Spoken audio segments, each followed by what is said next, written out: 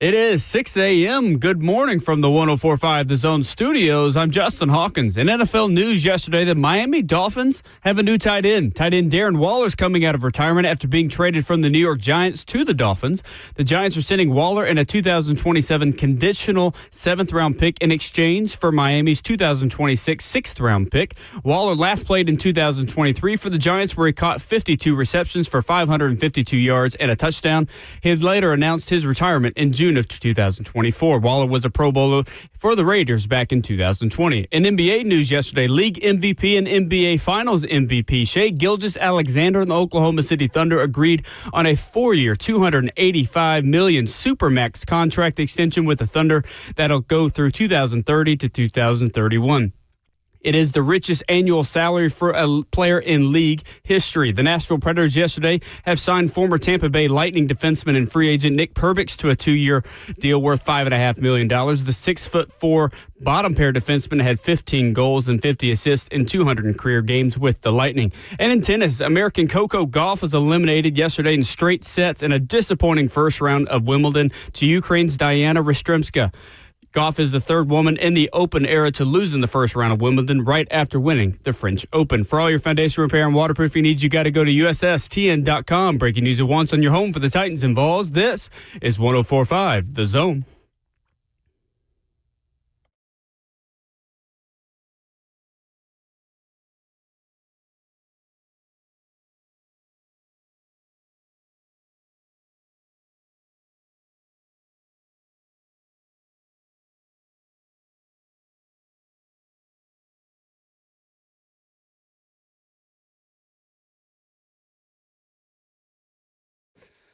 Wednesday morning at 104.5 The Zone, kicking off a brand new day, a gorgeous day here in beautiful Music City.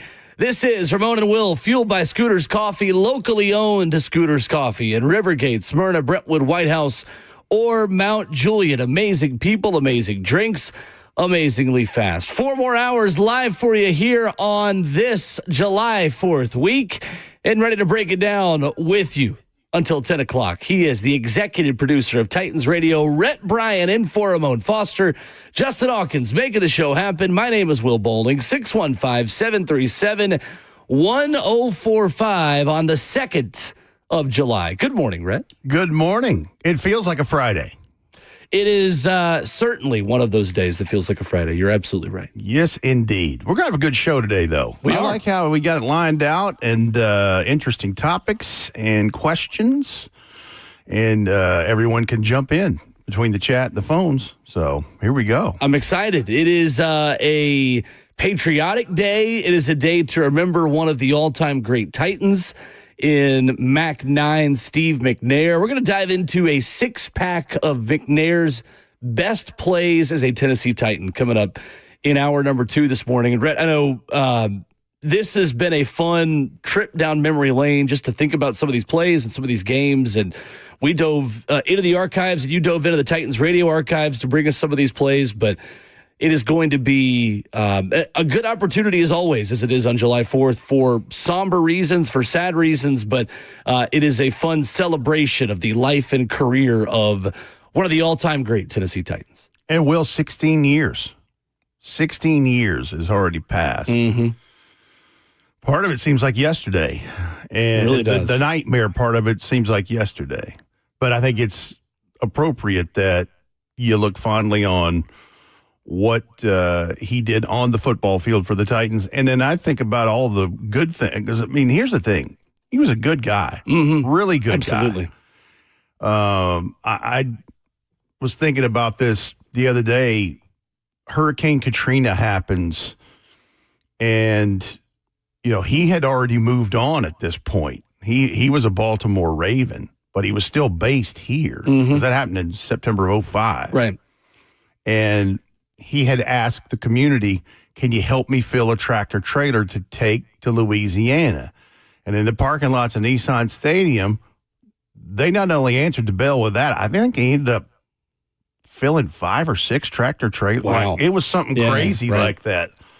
And that was just the kind of guy he was. I've heard stories that just off the radar of kindness, generosity, it's kind of what you read about the late Colts owner Jim Irsay, right, and his passing a few weeks ago. You would hear these just random acts of kindness that he didn't want publicized, for sure. And that was Steve McNair. It was. It absolutely was, and that was a certainly where were you moment in finding out that he had passed 16 years ago. Ooh. And there are a couple of where were you moments in Nashville sports history, and many of them, as we've grown as a pro sports town, have been in the last 25 to 30 years, and that one is right there at the top, no doubt about it. And it's the darkest one. The other ones, when you start thinking about moments in Nashville sports history as it pertains to things, a lot of them are fun things and great things that have happened since then, like the Preds Stanley Cup final run. Sure, right. Where were you when the NFL draft came to town in 2019? Where were you when the Titans were climbing into the playoffs in 2019 into the early 2020 season, and of course came up short in Kansas City in the AFC Championship game? But I mean, there's a lot of great things. This just happens to be one of the darker moments. And no doubt about it. So we'll do that coming up at 7 o'clock, remembering some of Steve McNair's best plays as a Tennessee Titan. We've got a couple of questions of the day this morning, Rhett Bryan, and we put both of these out at Ramon and Will, where you can, of course, stream the show, and also where you can answer yourself.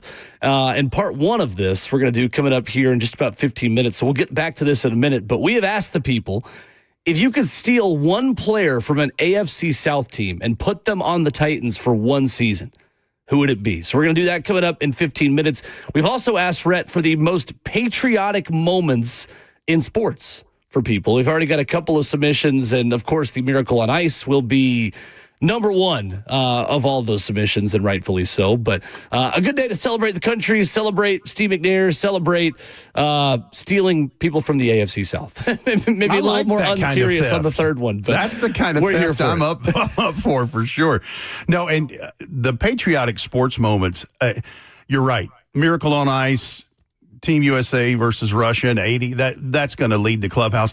But I thought of one as I was digging through the Steve McNair stuff, and it happened in the Super Bowl run year that I think some people may have forgotten. And they will immediately go, whoa, wait a minute, that was cool. Nice. And it happened when we were in Jacksonville. In September of 99. I'll just give you a little hint there. I like it. 615-737-1045 is our number. Brent Hubbs talks Vols with us at 8:20 this morning, moving him up a couple of days from his typical Friday spot here on the show. So we will catch up with him on another Tennessee commitment, times 3 yesterday. Tennessee picking up some big players from the state of Mississippi. He'll bring us the latest on the recruiting front coming up at 8:20. And then Justin Melo joins us at 9:20 this morning, talking about some Titans roster sleepers, some roster decisions, and some of those big position battles that they're going to have to make and make decisions on moving forward into the summer and into training camp. This is always the weekend, Rhett, where it felt like summer ended after this weekend. And we talked about it a little bit the other day, and we talk about it with Ramon all the time. It's kind of the last hurrah, even though training camp is not for 3 more weeks. And the way Ramon has put it, and the way a lot of people you talk to, just professional athletes and professional football players, after July 4th, things get a little serious. So although teams will not be together for 3 more weeks, this is kind of, for a lot of people, the end of the total summer break in the NFL. Well, this is where, from that purview, up here in your mind, it's done. Like, it's like, okay, and nobody's really taking days off from the training if you're a player. But I feel like this is where you will see post-Friday, probably next week, you will start to see the posts of quarterbacks working with receivers in different locations. I would not be surprised at all if Cam Ward is working with somebody in those 3 weeks leading up to. But I feel like that's where those posts start, those reels start to drop, right? For sure. No doubt about it. And boy, it's going to be nice just watching football practice again. Just watching. Yeah, I'm okay with that. Watching routes on air, watching ladder drills, watching Cam Ward throw to all of his new wide receivers. I'm ready. I'm ready, especially working with you guys this season. Like I told you the other day, like I understand the anticipation of football season even more now of how much fun this fall is going to be. I went to my friendly neighborhood Kroger yesterday, and the pharmacist, huge Zone fan, huge Titans radio fan, huge Titans fan. And they're like, I got my Cam Ward jersey. Nice. Hey, I know you haven't seen him in the last couple of weeks. What did he look like? Tell me what it is. I want to. We can't wait to see him. I'm like, well, I was running down the open practices that he could come to and all that. So I said, no, you're busy. You're a pharmacist. You're a busy guy. Sure, right. But, the buzz is there. The buzz is there with the people who know it and like it and want more of it. Mm-hmm. It sounded like a song. I think it was Tim McGraw. Can't rise above it. Cam Ward and the summer workouts. No, it is. That is the fun part of having a young, just first round pick quarterback in general, but especially number one overall pick quarterback. It's just you puff your chest out a little bit more, putting on Titan stuff, walking around town or walking around wherever this time of year. So as I'm piecing together imaging for Titans radio for the season, and I'm actually waiting to get the stuff back from the big voice guy. Nice, but just picking through things I've saved in the offseason. I went back and listened to Cam Ward's introductory press conference after he was the first overall pick. Yeah. And I knew it was cool at the time, but it really set in with me further how cool it is that Warren Moon made the call to talk to Amy Adams Strunk and the ownership group and the family to allow, it's like, okay, he won't wear a 1 with the Oilers. That was me, but nobody's really won wore a number 1 at quarterback for the Titans. Why don't we do that? Mm-hmm. And to see all that unfold, and for him, for Cam to reach out to him. Mm-hmm. Totally. And going, hey, man, any chance that I can, wear this? And also doing his homework and go, man, I went back and watched some stuff on Warren Moon. This guy was legit. I'm like, legit. Yeah. Let me just say this, Cam, if you have a career anything reminiscent of Warren Moon, you're doing very well. That's right. That is absolutely right. Yeah, if you're anything like number 1 or number 9, you're doing all right. 100%. There's no doubt about it. But yeah, that was a really cool moment to have the recognized number 1 at quarterback jersey. Recognized future and to pass that kind of a torch along symbolically, and Cam getting the brevity of it. Absolutely. That's a guy that's the one thing we know for sure. Mm-hmm. The maturity level with that young man is ridiculous. Like he appears to be wise beyond his years with how he carries himself. But hey, he's been planning for this for a good chunk of his life so far. Absolutely. No doubt about it. 615-737-1045, our number if you want to jump in. The F&M Bank chat is open. Facebook Live, YouTube, Twitter, or Twitch, where you can join the conversation. And coming up, if you could steal one player from an AFC South team for one season and put him on the Tennessee Titans in 2025, who would it be? Your answers on that and our thoughts as well coming up next.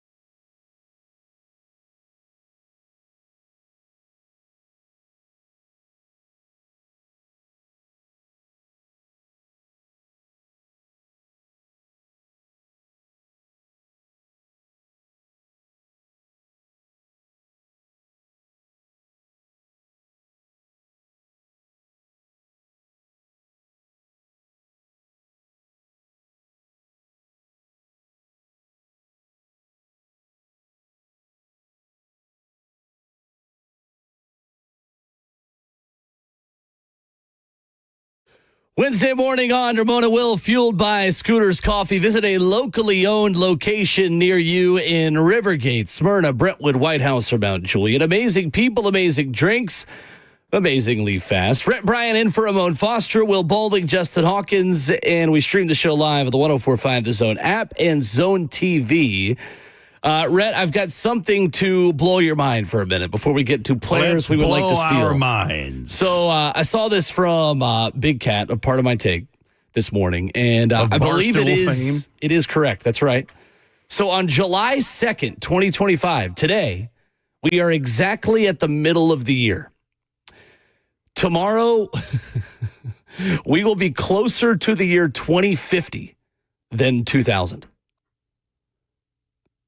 That's right, because we are in 2025. Yeah. By one day, that. but that is why. That is a little mind blowing. Anyway, headed towards a half century. I was like, wait, I haven't had enough coffee yet. Is that right? Am I doing that? Yeah, that is right. I think yes. So anyway, no, that would be correct. So there's a little mind blowing stat to start your day. And the thing is, I remember when the millennium rang in. Yeah. I mean, that's a. Now you talk about a Titans story. Oh my God. Yeah. We didn't know. They didn't know if everything was going to work because of the antiquated calculating systems and everything that digit wise. Sure. And so we were playing the Steelers. The Titans were playing the Steelers. And we went there 2 or 3 days earlier. Wow. We played January the 2nd because they didn't know if January the 1st was going to work or not. That's crazy. And, but yeah, nice. Wild. And all of us, or most of us on Titans Radio, got stuck on the incline on Mount Washington on Cole Hill that overlooks the rivers. Sure.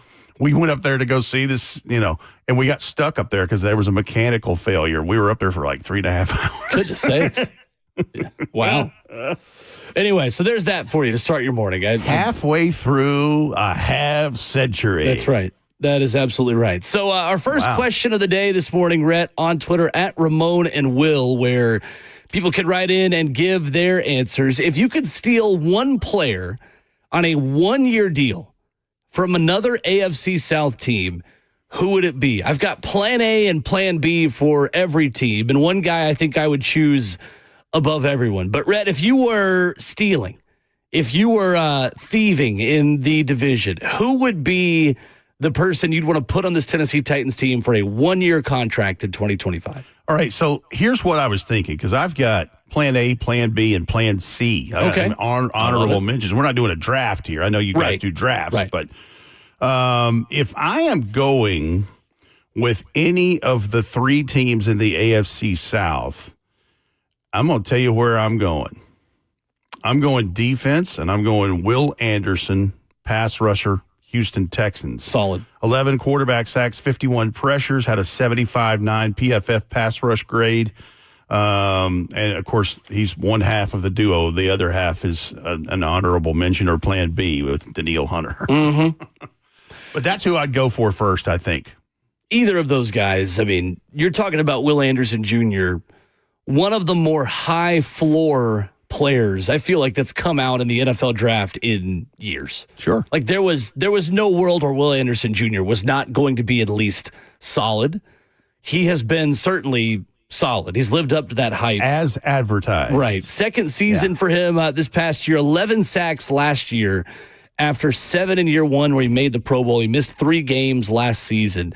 Rhett, we talk about the different strengths of this division and the different things that Indy, Jacksonville, and Houston does well. This division can get after the passer, and it certainly is a reason why Dan Moore was such a big investment by the Titans at left tackle, why moving J.C. Latham over to the right side, especially when you look at Houston, and you can't just protect Cam Ward's blind side. You need 2 legitimate pass-protecting tackles with Danielle Hunter and Will Anderson as running mates. I mean, you need a wall, period, because there's a lot of dudes along that defensive front. And no surprise, D'Amico Ryans, defensive player, very good in his own right, defensive mind. And so, but it also speaks not just to the division, but the battle that every AFC team has in what is quarterback world. I mean, and I'm not trying to disparage the NFC, but the AFC, whoa. A little different. I mean, think about it. Josh Allen, Lamar Jackson, Patrick Mahomes, Justin Herbert. Just start going down the list. And then, so that's just the war. That is the war that you're up against, is you have to get after the quarterback. Yeah, no doubt about it. With who you're in that conference, with who you're going against. But who was yours? Who was your desired selection to rob from the AFC South? My number one pick is offense and would be Nico Collins.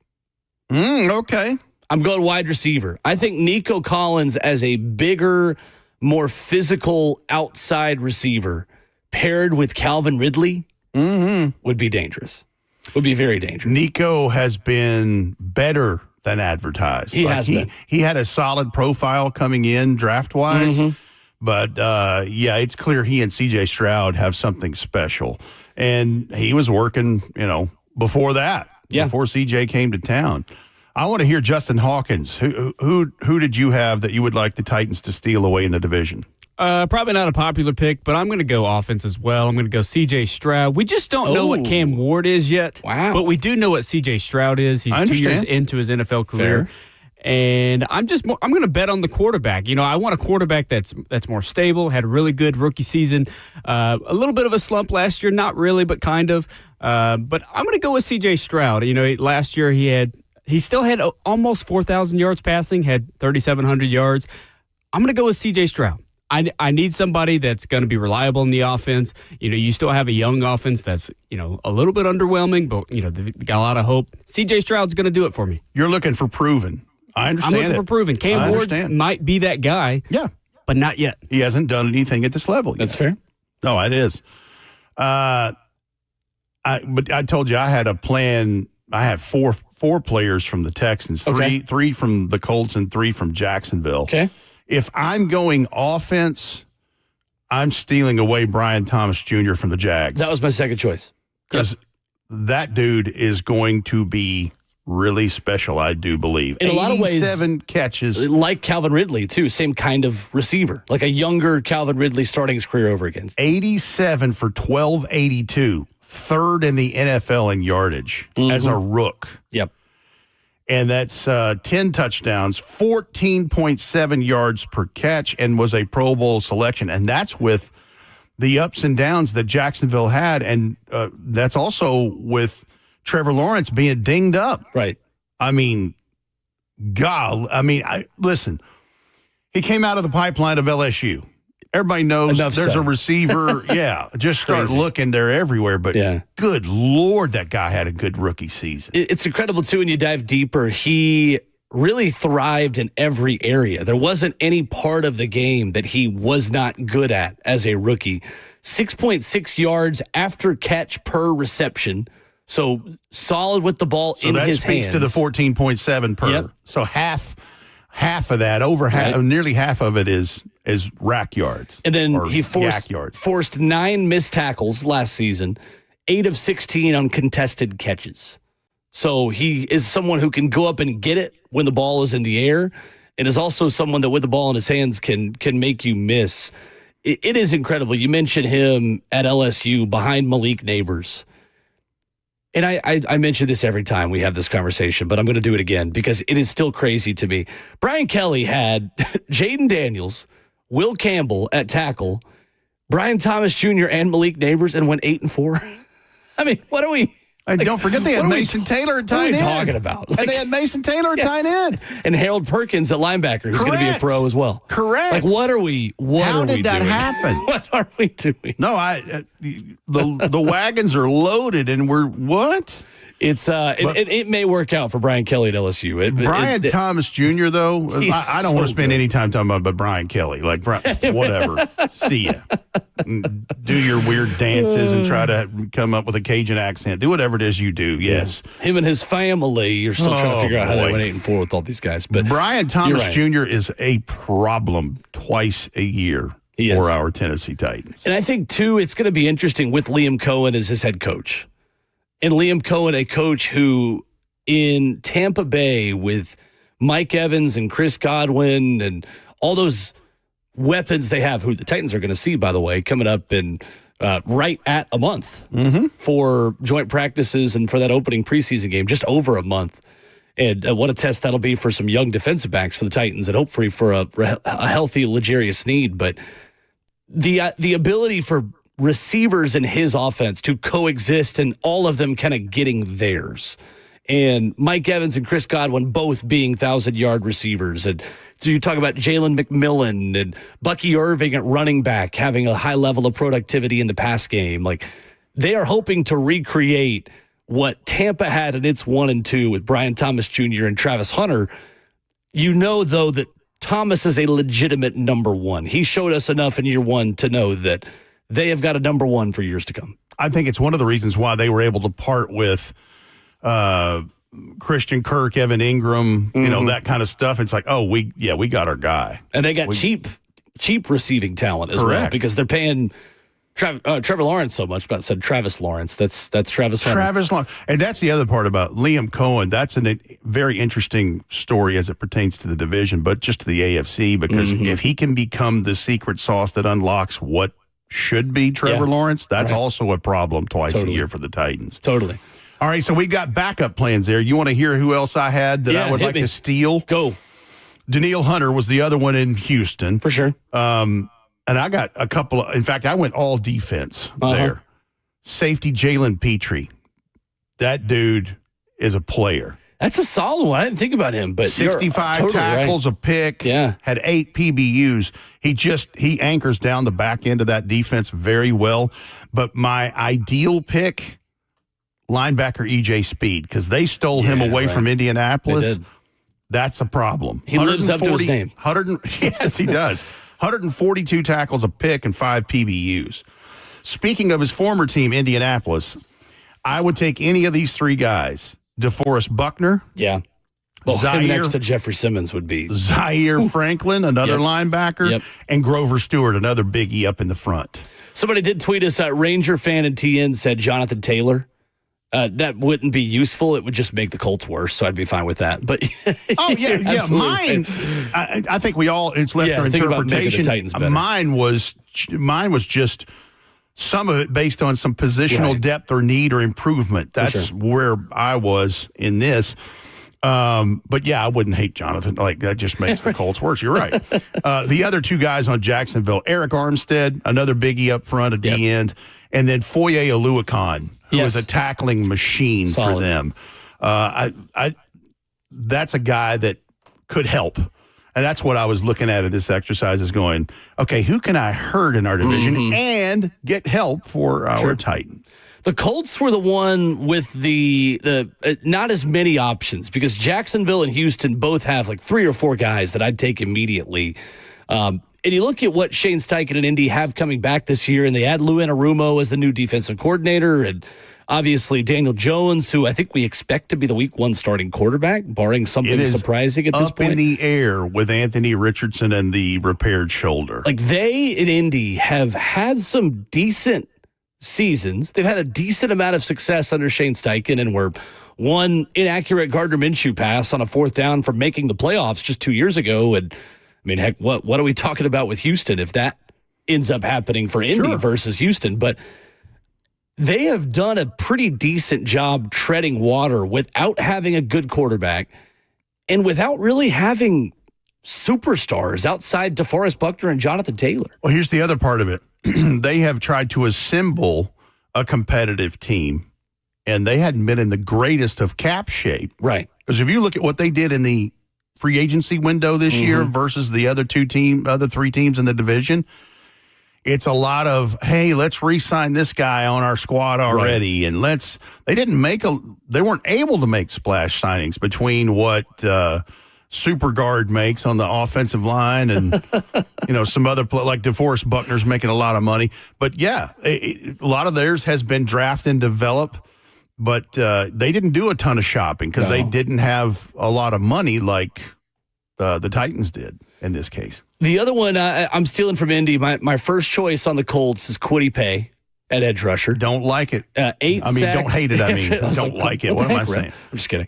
8 sacks last year, 8.5 sacks, and 2 forced fumbles in 2023. Yeah. Kwity Paye, 26.5 career sacks across 4 seasons. He is going into a contract year. Heck, their whole front 4, like their whole defensive line almost, going into contract years. Like, this is a really big season for Shane Steichen and Chris Ballard, because it is honestly setting up to be, maybe we talked about this, Zach Lyons and I, yesterday with Pittsburgh. You kind of get last dance vibes about Pittsburgh going into 25. I kind of get the same with Indy, because Chris Ballard is not going to survive another disappointing season, and new ownership with the tragic death of owner Jim Irsay. You led right where I was going. Will always want a new vision and putting their own spin potentially on the future of that organization. And there is a lot of talent that comes off the books after 2025 for them. When your biggest advocate and the guy who hired you that owns the team is no longer in the building, that's a problem. It is. Unless you're winning ball games. And that's the greater story in this, is advocacy for the people involved that were hired by the late owner. That's a big, big story. Right. Because now the family is a collective in that. I think his oldest daughter, Carly Irsay Gordon, is the one that's basically the spearheading the ownership part of this.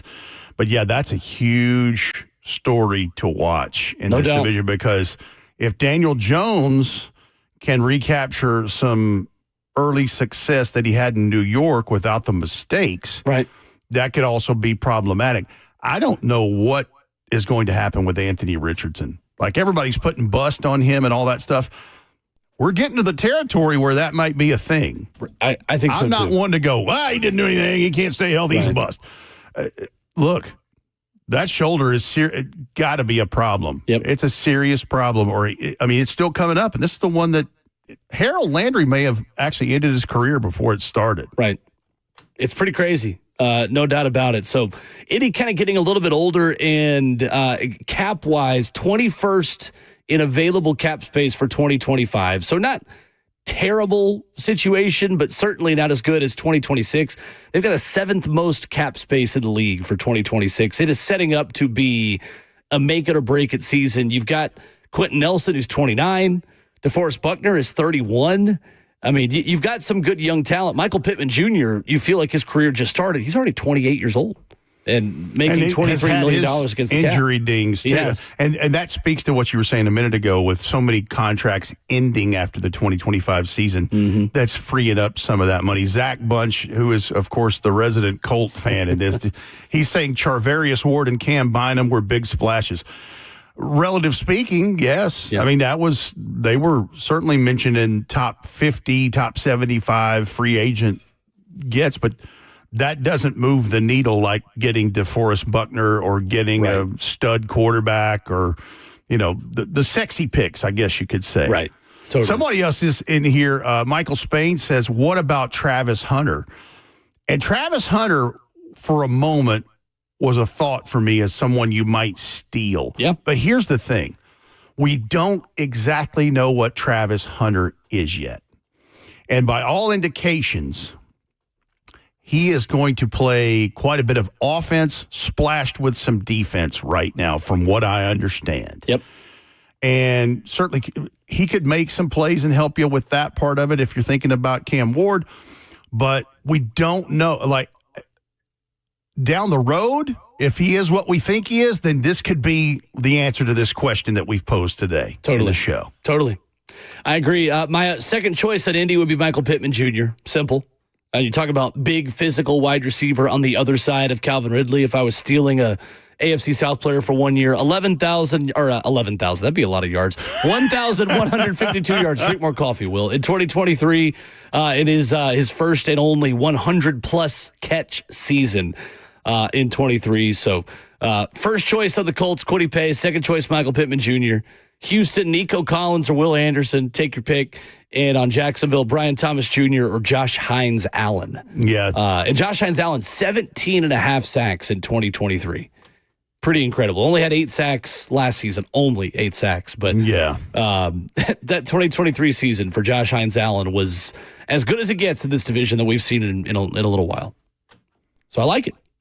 That was fun. Your thoughts at 615-737-1045. We'll get to more of your Twitter submissions as well at Ramon and Will. If you could steal one player from an AFC South team and put him on the Titans for 1 year, who would it be? 615-737-1045. We'll get more of those thoughts and some NFL headlines for you coming up next.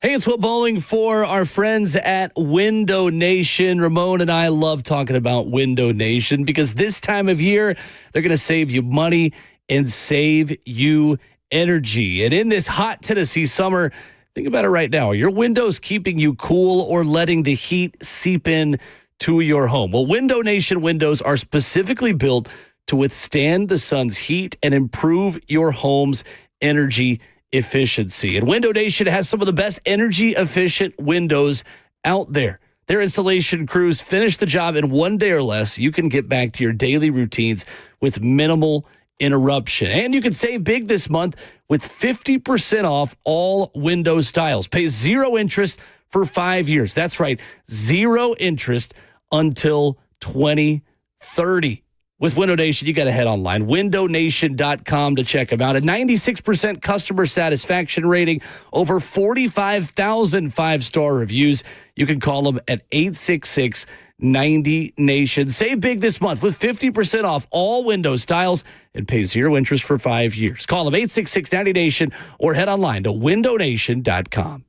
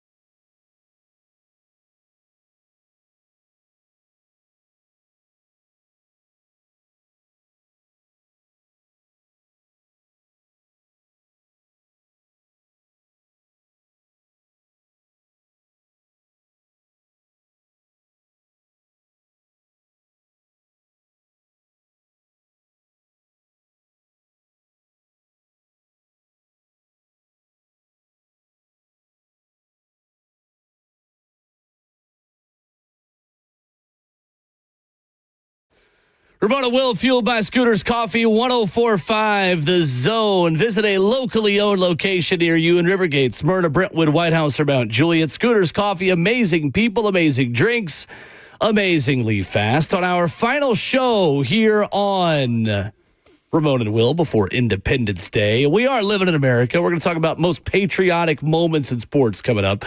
This one just makes me think of the Rocky movies, Red. Think of Apollo Creed here in Living in America. Well, yeah, it was in, was it Rocky IV? Yes, I believe that's correct. Yeah. Apollo Creed. Hardest working man in show business, James Brown. Beating Ivan Drago. Some of my favorite movies of all time. I'm so bad at seeing movies, but those, I had the flu in elementary school, and I binged all of them in like 2 days. Yeah. And it is one of my favorite memories of just like binging an entire movie series like that. Sure. I love them to this day so much. Let me tell you something. We were talking about binging movies. I'm glad you said this because I was with my family yesterday afternoon when I got home, and they were watching the original Top Gun from '86, nice. which I still like. And right. Really, I've seen it a gajillion times. And then it rolled, because we were watching, I think, on Amazon Prime. It rolled right into the sequel. Okay. Maverick. Nice. And I hadn't seen that one in a while. Like, I went to the movies to see it and then saw it streaming. I forgot how good. It's one of the rare cases, and I may stir up a hornet's nest here, but the actual sequel's better than the original film. Ooh, okay. There's nostalgia attached to things like get on that. board with that. Yeah. But, man, that was intense. Yeah, it's so and good. Really good. Really, really good. Really good. Really, really good. And Miles Teller was fantastic in that as Goose's son, Rooster. Put him on the map in a big way, for sure. And now he's one of the it guys of Hollywood, for sure. No doubt. On our question of the day, part 1 this morning, if you could steal one player from an AFC South team, put them on the Titans for one season. A lot of submissions for Will Anderson, and agreeing with both you and Jayhawk. Ryan writes in and says Nick Chubb for more of a downhill back. He is in Houston. Listen, I understand why you do that, but he is the poster man for not being healthy. That's true. It's a reason he's not in Cleveland. Said rotten luck. Yeah, it is. No, it's not his fault. Right. But you need availability. When he's on, he's on. But he hadn't been on bad luck is right. Like, he's snake bitten. Right. Brian says Brian Thomas Jr., another answer for Will Anderson or Daniil Hunter. DeForest Buckner, Caleb writes in on that. DeForest Buckner, Tavondre Sweat, and Jeffrey Simmons. Do you think that defensive line would get home every now and then? Woo. Pass rushes. Hey, Grover Stewart, I'm telling you, if you put him in there, it'd be the same kind of thing, too. Yep.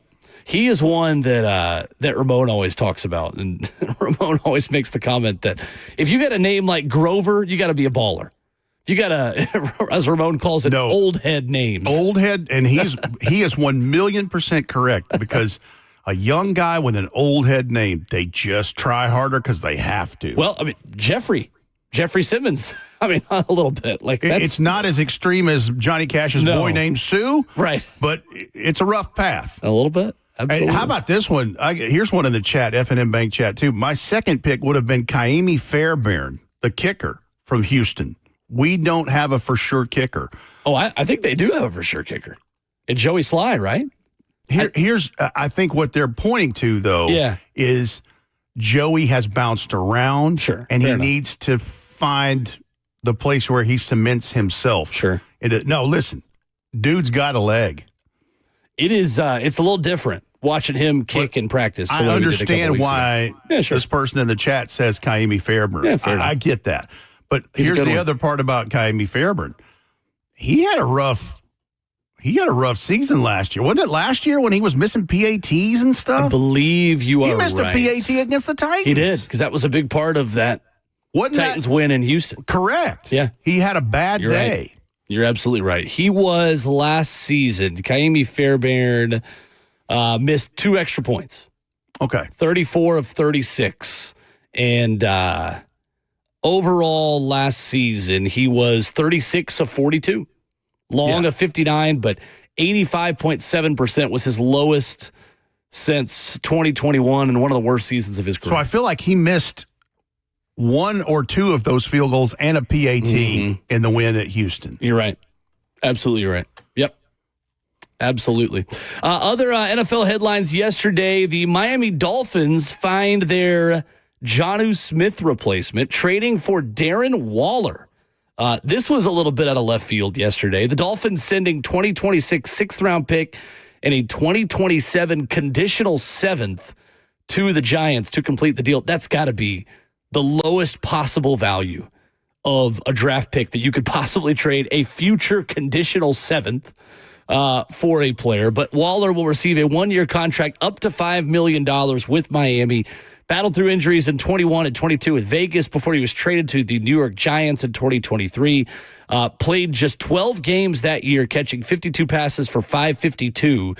Retired and didn't play last season, joining a group of Pharaoh Brown, Tanner Connor, Jalen Conyers, Julian Hill, and Hayden Rucci at tight end on the Dolphins roster. You and I were both pretty surprised to see this come out yesterday. And that speaks to the compensation that New York's getting, because Darren Waller was officially retired, wasn't in football last year. So they're getting something for a guy that they still had rights to because he had filed his paperwork or whatever. Sure. Or maybe he didn't file his paperwork. Maybe he just was not.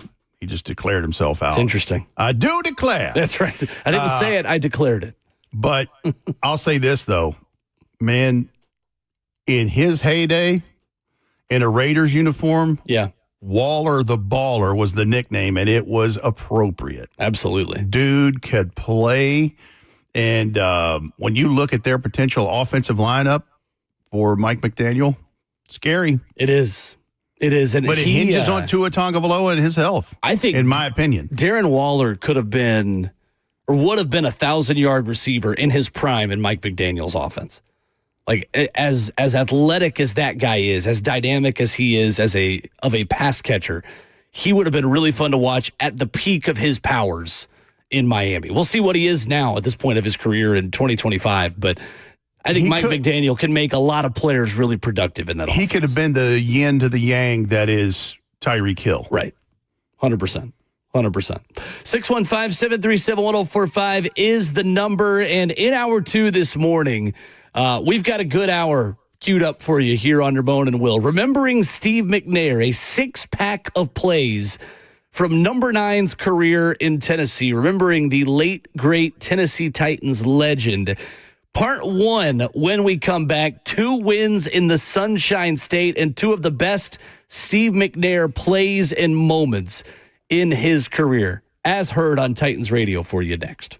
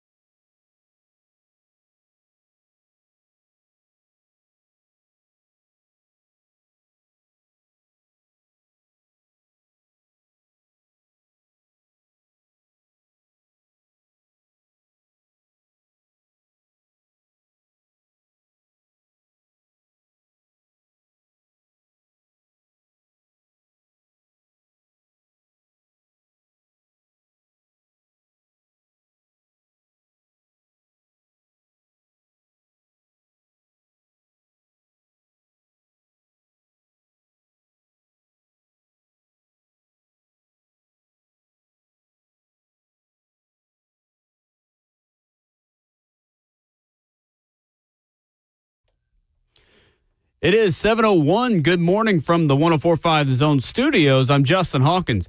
In NFL news, the Miami Dolphins have a new tight end yesterday as tight end Darren Waller decides to come out of retirement after being traded from the New York Giants to the Dolphins. The Giants are sending Waller in a 2027 conditional 7th-round pick in exchange for a 2026 6th-round pick from Miami. Waller last played in 2023 for the Giants, where he caught 52 receptions for 552 yards and a touchdown. In NBA news yesterday, league MVP and NBA Finals MVP Shai Gilgeous-Alexander, the Oklahoma City Thunder, agreed to the richest contract in NBA history with a 4-year, $285 million Supermax contract extension with the Thunder that'll take him through the 2030-2031 season. And yesterday, the Nashville Predators in free agency have signed former Tampa Bay Lightning defenseman Nick Perbix to a 2-year deal worth $5.5 million. The 6'4" bottom-paired defenseman had 15 goals and 50 assists in 220 career games for the Lightning. And Tennessee football had another big day in recruiting yesterday as they bolstered the defense, landing 4-star linebacker T.J. White, 4-star defensive lineman Darian Albert, who were teammates at Jackson Academy in Jackson, Mississippi. They also added 3-star in-state cornerback Jamin Theodore from Chattanooga. For all your foundation repair, waterproofing needs, you got to go to USSTN.com. Breaking news at once on your home for the Titans and Vols. This is 104.5 The Zone.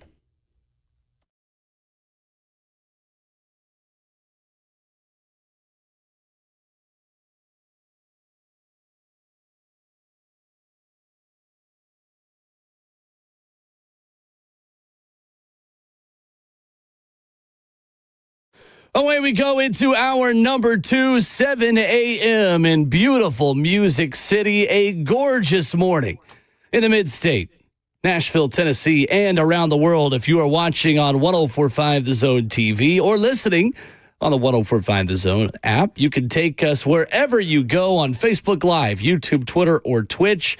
But if you're in Music City, you got to stop by a Scooter's Coffee to continue your holiday week. They are locally owned, people.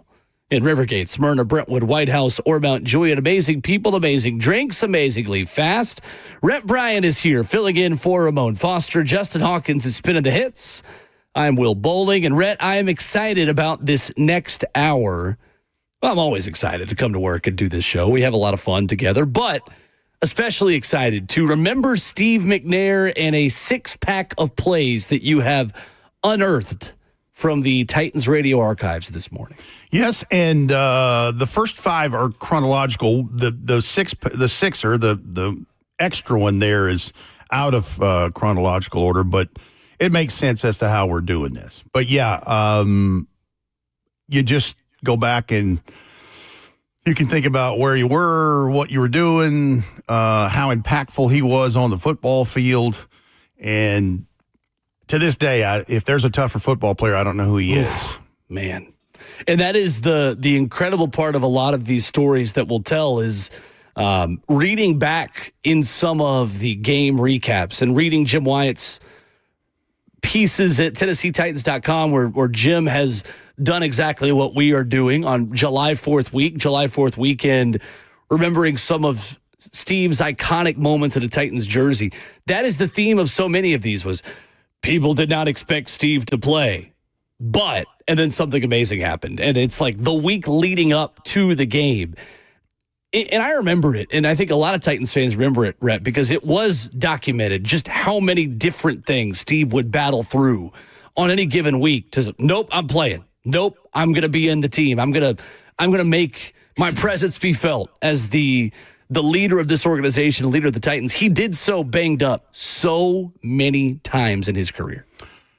And it really started Titans-wise after the first game at what was then Adelphia Coliseum. No, yeah, it was Adelphia then. Yep.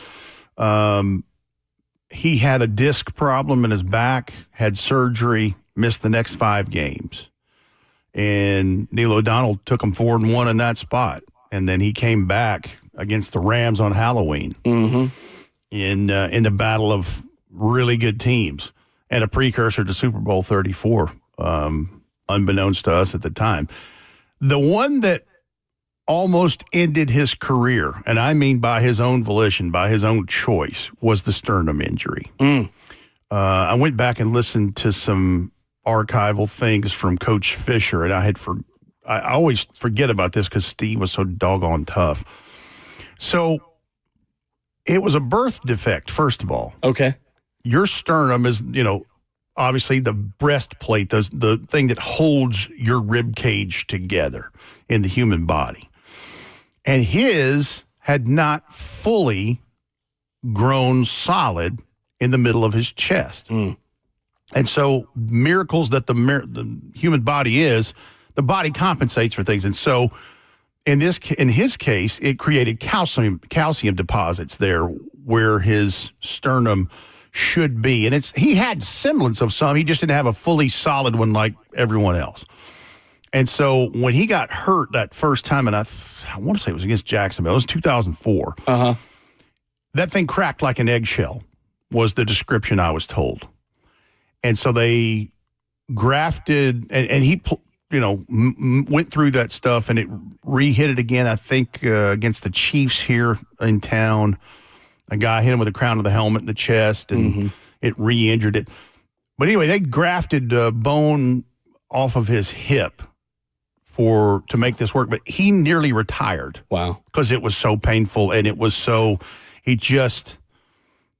and I'm talking about from the calf injuries to the turf toe to the busted ribs, all of these things. The sternum was the one. He nearly retired because of that. Wow. In an era of Titans football where this town, this franchise, and pro football in the South needed a face and needed a leader, Steve McNair was that leader. So, Rhett, we begin near the start of his career as then a Tennessee Oiler, early on in the days of Steve McNair, November 8th, 1998. I'll let you tee this one up, Rhett. Oilers 31, Buccaneers 22. Tampa led this game early against the Tennessee Oilers, up 16-3 at halftime, but Steve led a comeback, as he so often did, on that day down in the Sunshine State, and had a big moment to pull away late in this game. Yeah, because, and this will date it, so this was Riedel Anthony was on the receiving end of a touchdown to pull them ahead, and it was, oh gosh, I'm drawing a blank. The quarterback that was with the Ravens were Trent Dilfer. Yeah, Trent Dilfer. Former Lipscomb Academy head coach. Trent Dilfer. And coach at UAB now. Yeah. It was either right before or right inside the 2-minute warning. And it's Sunday Night Football at Raymond James Stadium. And McNair back then certainly was making plays with his legs. This is the late, great Joe McConnell, the voice of the Tennessee Oilers in 97 and 98. November 98, Sunday Night Football, take it off. And a play action. Oh, he's got to hurry. And McNair gets away. He's at the 35. He's at the 40, the 45, the 50, the 45. He may go. He's going to score a touchdown. He's at the 15, the 10, the 5. Touchdown, McNair. Oh, my goodness. They blitzed, and he broke away from a tackler who was all over him. 71 yards for the clincher. And the air just went out of this announcer and the Ray J. The Ray J. And somebody had told him that Raymond James Stadium had a nickname, the Ray J. And so he referred to that the whole broadcast. But, oh, my Lord, did he just, oh, wow. Those were the best Steve moments of his explosive runs and ability to get out of the pocket. But then not only just get 5-6 yards, but get, in this case, 71. 8 carries for 95 in that game for a touchdown. 9 of 16, 123. 27 carries, 134, and a score for Eddie George on that night to beat the Tampa Bay Buccaneers. And Frank Wycheck, 4 catches for 66 to lead the way in that game. Frankie was always the security blanket. That's right. Mac 9 dialed him up I don't know how many times. That's right.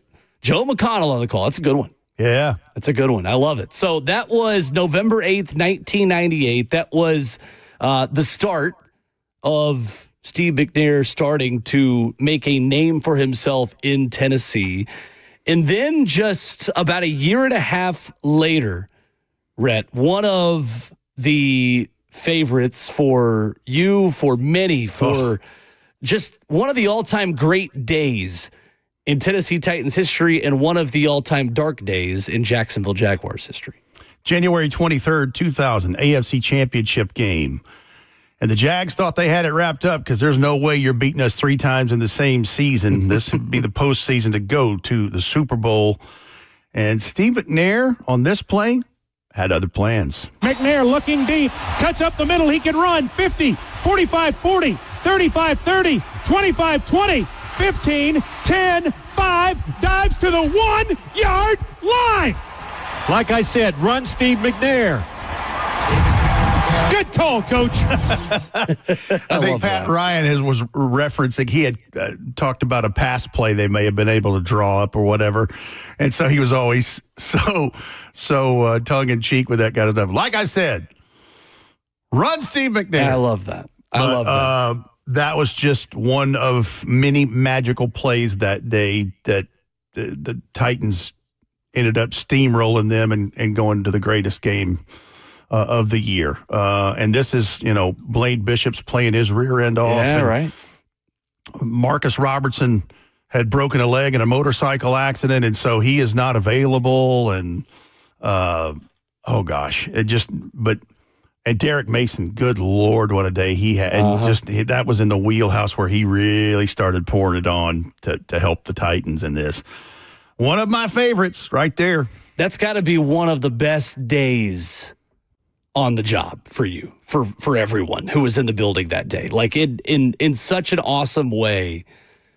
It wasn't just making a Super Bowl. It was the ownership of Jacksonville. And in a lot of ways, it was a rivalry that started then, that obviously still continues now, but that was being written in real time of the hatred that Jacksonville still to this day has for the Titans for what they did on that day. You just think about, it ruined Jacksonville absolutely hates our guts. Yes. And that was just the icing on that, cake at that point. And I stand corrected by somebody in the F&M Bank chat, and they're correct. Injured the sternum against Dallas in Texas Stadium in 2002 after running into an equipment trunk. And that is true. And you're right. That is where that stuff started, and then re-injured in 2004. And anyway, that is, you are correct there. I've seen all 535 games, but some of them kind of blend together over time. And we're talking about something that's going nearly a quarter of a century ago. But that is correct. And there were so many injuries that he would play through, you took it for granted. And that's where my memory fails me in those things. But no shame in that. There were a lot to, like you said, there were so many injuries. So many injuries. And so many times where he was still on the field. Coming up, there were some iconic plays, including an iconic comeback, an early trip to a new rival, more of our six-pack of Mac 9 this morning. As heard on Titans Radio, the anniversary of his passing 16 years ago, we tragically lost the late, great Titans legend, Steve McNair. We'll continue to go down memory lane in the Titans Radio archives, remembering the best moments of Mac 9's career. With Rhett Bryan, I'm Will Bowling. Ramon and Will. More after this.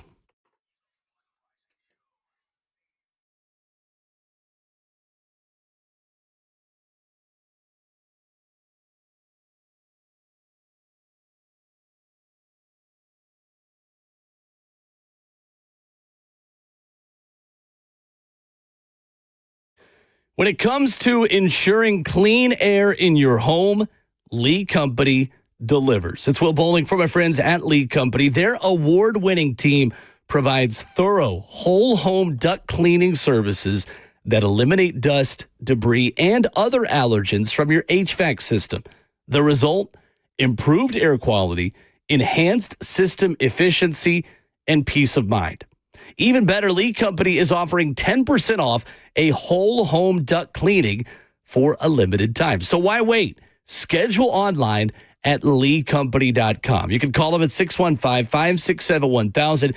I love working with local businesses like Lee Company who have been around here in Middle Tennessee. And Lee Company has been trusted since 1944.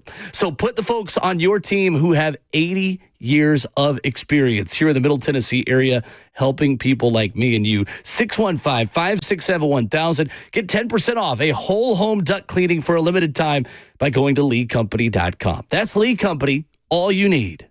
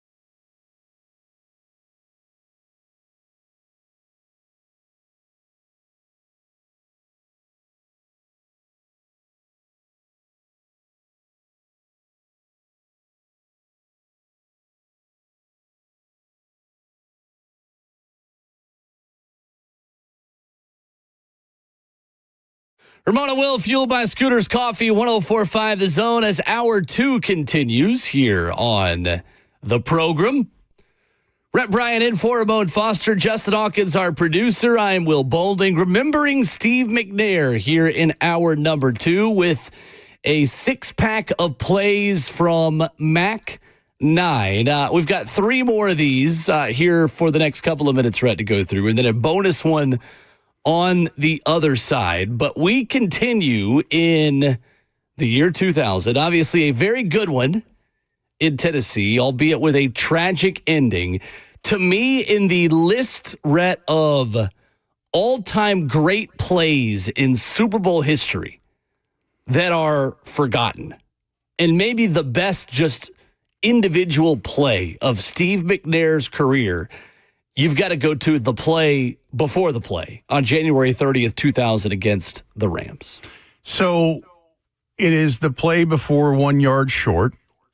There are literal seconds left on the clock. He rolls right out of the pocket. He's in bad trouble. And there are 2 defenders there, Jay Williams and Kevin Carter, who would eventually become a Titan. Mm-hmm. And, I mean, you've seen the still pictures, the photos, where the jersey is so if it was tearaway jerseys from the 70s, he would just have his shoulder pads on. There would be nothing else. It wouldn't be a jersey on. And it seemed like he was mere inches from being sacked for a huge loss on the turf at the Georgia Dome. And that's not how it went, because it went like this. McNair looking over the everything's middle, outside. looking to run, now steps back, rolls left, rolls right, in bad trouble back at the 40. He gets away somehow, fires downfield, there's Dyson. Dyson at the Timeout. 10. Ball timeout. He's tackled at the 10. The Titans ask for timeout with 5 seconds to go. And that's the kind of thing that I think people are excited. Gen 1 Titans fans are excited about with Cameron Ward, because the ability to be Houdini in the pocket. That's what Cameron Ward did, especially in Miami last year. 100%. You think you got him, and then it's what Patrick Mahomes does. It's what Lamar Jackson does. And Steve McNair was one of the first to do it. It's just the it factor of, I'm going to find a way to make a play. It's that part of it. And people have put some Cam Ward escaping pass rush videos side by side with that exact play that we just heard.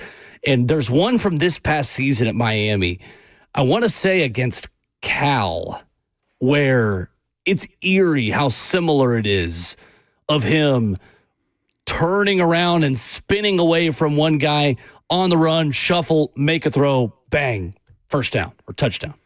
And if that was against Cal, that's doing something, because Cal had a very good defense in 2024. They had 4 guys drafted. They did.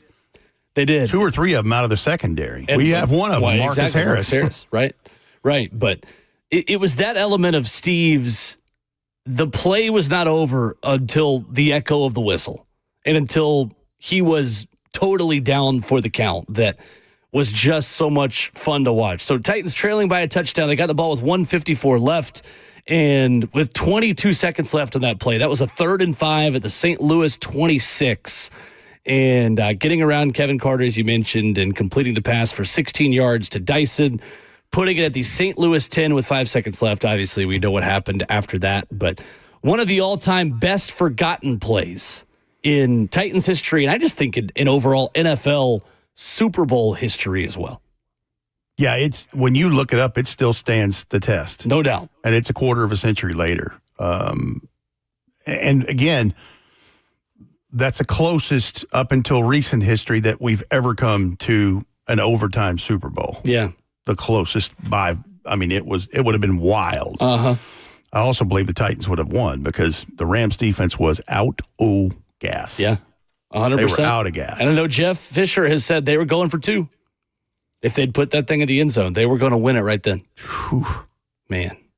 That is, I know that is still a sore spot and a sore subject for a lot of people, and rightfully so. But my goodness, just the way this town was on fire for this team, and the way that it really just, it set the stage for what pro football would become in this town. And what a time it was to make a run like that, to establish an identity and a brand of what Titans football was. And you credit a lot of those incredible atmospheres at the early days of the Adelphia Coliseum and the Coliseum and LP Field and, Nissan Stadium to the way these fans in Nashville immediately were endeared to a really, really good football team in a short amount of time. Like it was a pivotal moment in pro sports history in Nashville that they were so good so quickly. Well, here's the thing that people forget is they'd been 8-8 3 years,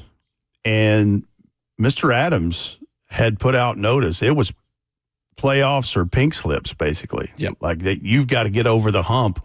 We think we have good enough personnel in the stuff we've built in the drafts with Steve McNair and with Eddie George and picking up Frank Wycheck off the waiver wire and having Brad Hopkins and Blaine Bishop as cornerstones in prior drafts.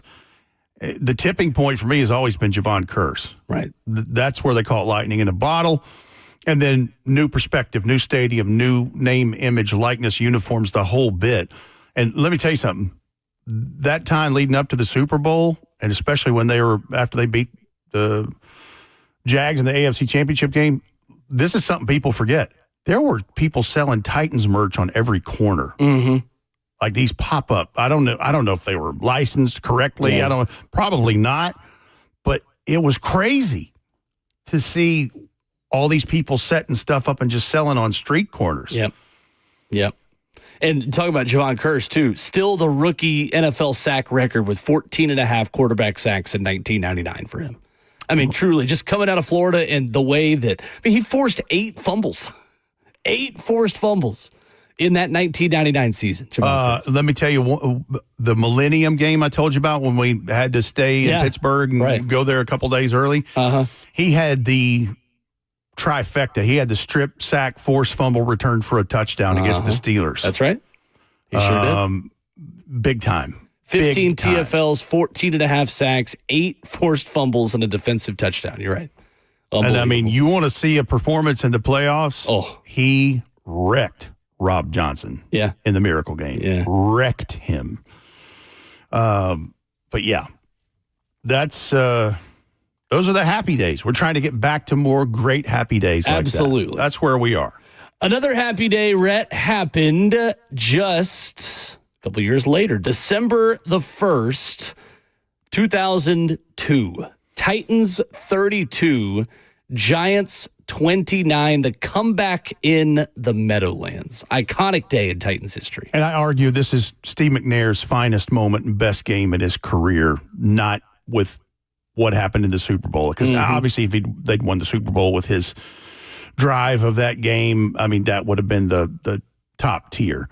But this is also towards the end of that 2002 season where they won the first AFC South championship, division championship, because the realignment of the divisions. Texans had joined proceedings. And this is the precursor to the 2003 MVP year. And it is where I truly believe he got traction in the national stage because they were playing in New York.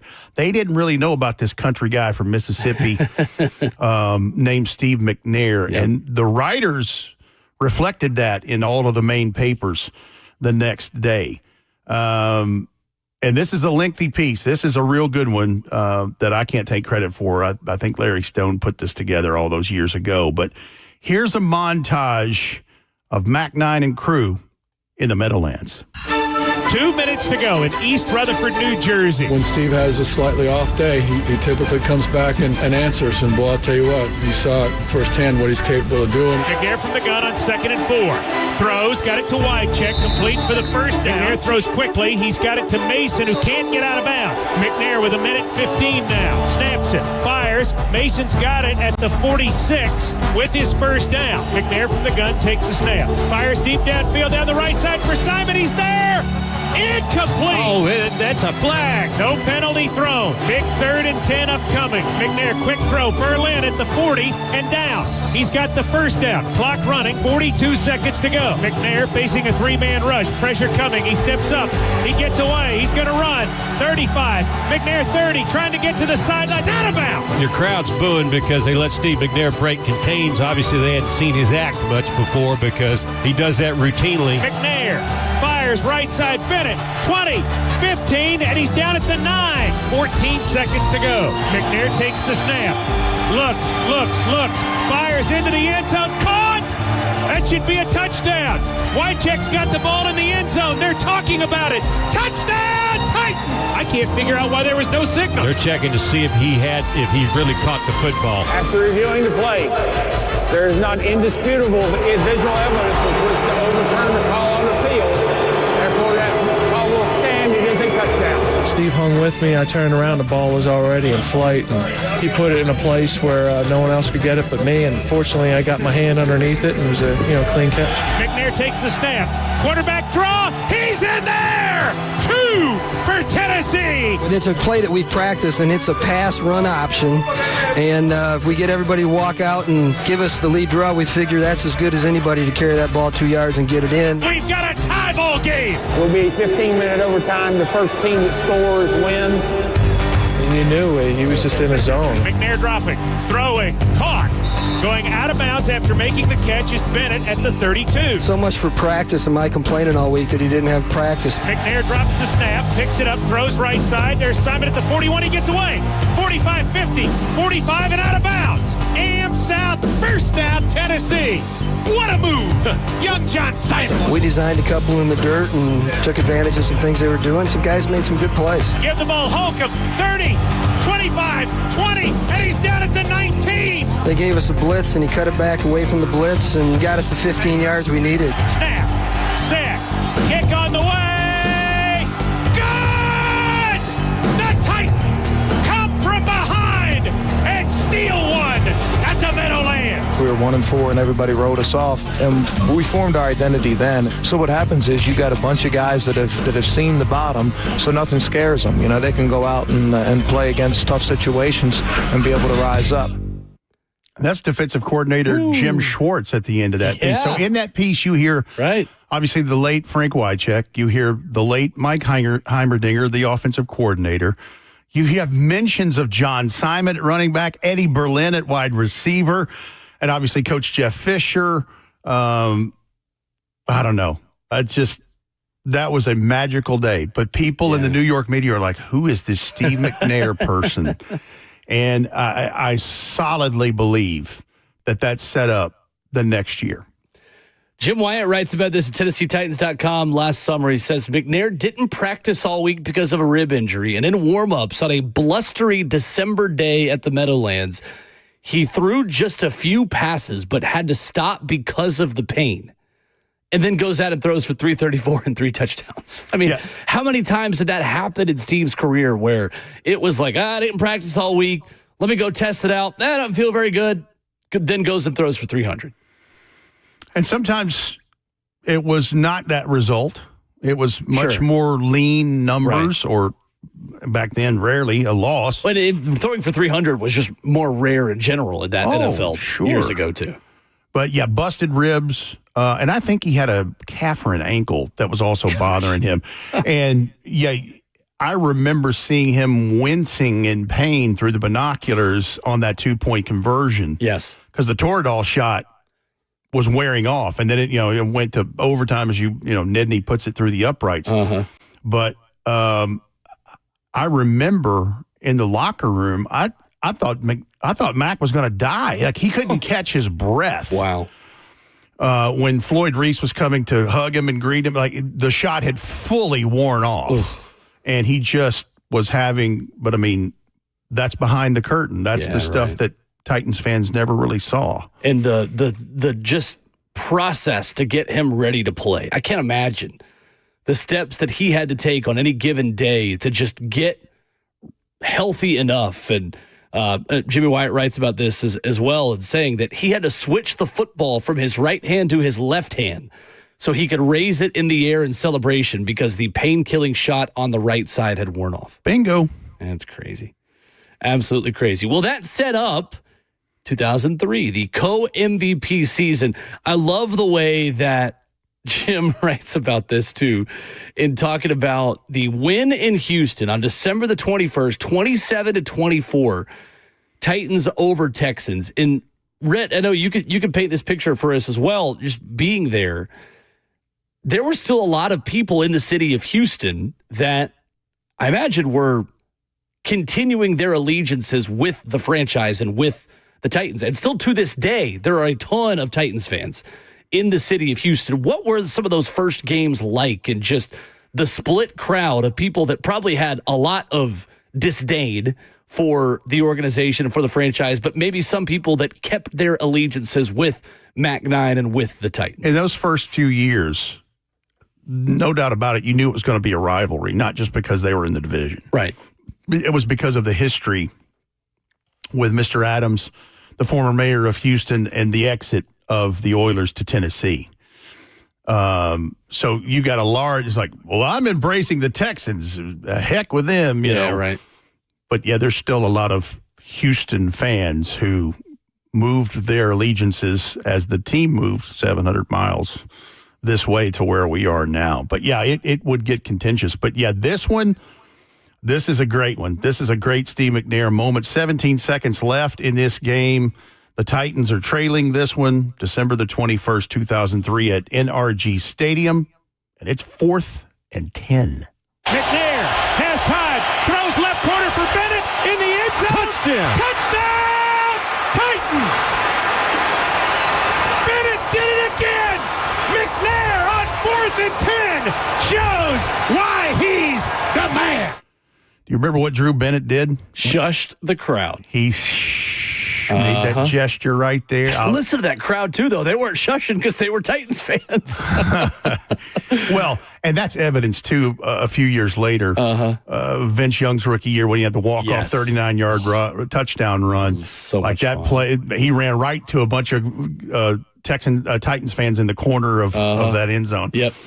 But, yeah, that was McNair magic. And people forget how good Drew Bennett became. Oh, my gosh. And Drew, left in free agency to the Rams, got big money, and I think he had an ankle or a knee that was an issue at that point, and that's what ended up shortening his time there. But, man, there was a window where Drew Bennett was the man, not just Steve McNair. One of the all-time Pro Bowl snubs, too, that he had something like 1,200 yards in that season. It wasn't even a Pro Bowl wide receiver. He had one of the best 3-game stretches of not a receiver in Titans history, but just in general. Second only to like a 3-game stretch that Jerry Rice had somewhere early in his days with the 49ers. It was just ridiculous. He and Billy Volek had a connection, man. I mean, whatever was working there. Absolutely right. And him and Dr. Dyson and Derek Mason and all those receiving cores, they were loaded. And Titans had 2,000-yard receivers with D-Mace and with Drew. And, I mean, again, like you said, and we're used to in Nashville, did not get the credit they deserved for how good of a 1-2 punch they were at the height of their powers together. And Derek Mason, I mean, you should actually talk about him in the Hall of Fame type conversation with the numbers he finished with. I know he went and played for those, as Ramon would say, the Ratbirds in Baltimore. I'll never forget. I guess it was 2000. He broke Lionel Little Train James's all-purpose yardage record that stood for quite some time. Like he earned his prowess in the special teams department and made himself valuable, and then earned other opportunities to catch the football and made the most of it every time. 17-36, Steve, in that game in 2003, 268 yards, 2 touchdowns, 1 pick, 19 carries for 79 for Eddie George. How about 10 carries for 69 yards for a young Chris Brown that day in Houston? Did you see the other day real quick? Oh, sorry, go ahead. No, I'm just thinking, if you think Eddie George ran up right, look at Chris Brown. My gosh, I know. I loved watching him growing up. His son just committed to play baseball at Tennessee. Blaine Brown. Yeah. transfer from Rice. How about that? That was mind-blowing to me the other day, and maybe something we'll bring up with Brent Hubbs coming up in the next hour. But, yeah, Chris Brown, 10 carries, 69 in Houston on December 21st, 2003, an iconic Titans victory. Right up there with, obviously, VY, and you mentioned, and we've had some pretty good memories in that building in Houston. But between those two and, of course, great job, Sloman. That's the penultimate example of success in that building. No doubt. How about 8 field goals from Rob Baronis for an NFL record in that building? That was such a fun one. I think his cleats from that still in the NFL Hall of Fame, Pro Football Hall of Fame, of his 24-point performance. Boy, I hope you had Rob Baronis as your fantasy kicker on that. Yeah, because he got you over the top, I guarantee in the early days of fantasy football. Coming up, the final play in our 6-pack of Steve McNair iconic moments as heard on Titans Radio. Look, we got a lot of Steelers fans that listen to this show because of our 11-year NFL veteran, Ramon Foster. We're going to have to twist the knife a little bit. Going back to September the 24th, 2000, a big play to beat Pittsburgh from Steve McNair as heard on Titans Radio next.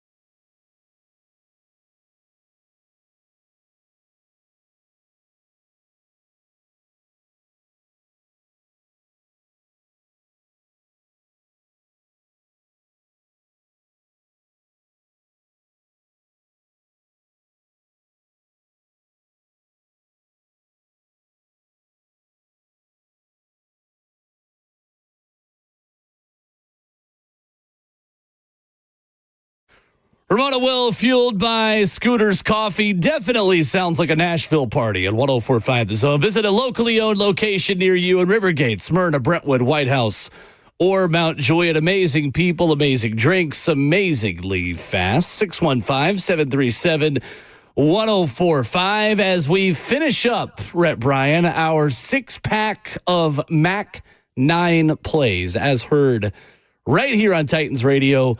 One of the all-time great Steve McNair moments was not a full game on September the 24th, 2000 against the Pittsburgh Steelers, because Steve was watching from the sidelines in a baseball cap until Neil O'Donnell got hurt and Steve was forced into action and did what Steve did and had to come back to give the Titans a win. And the Jay-Z song was on. I waited that whole time to do that.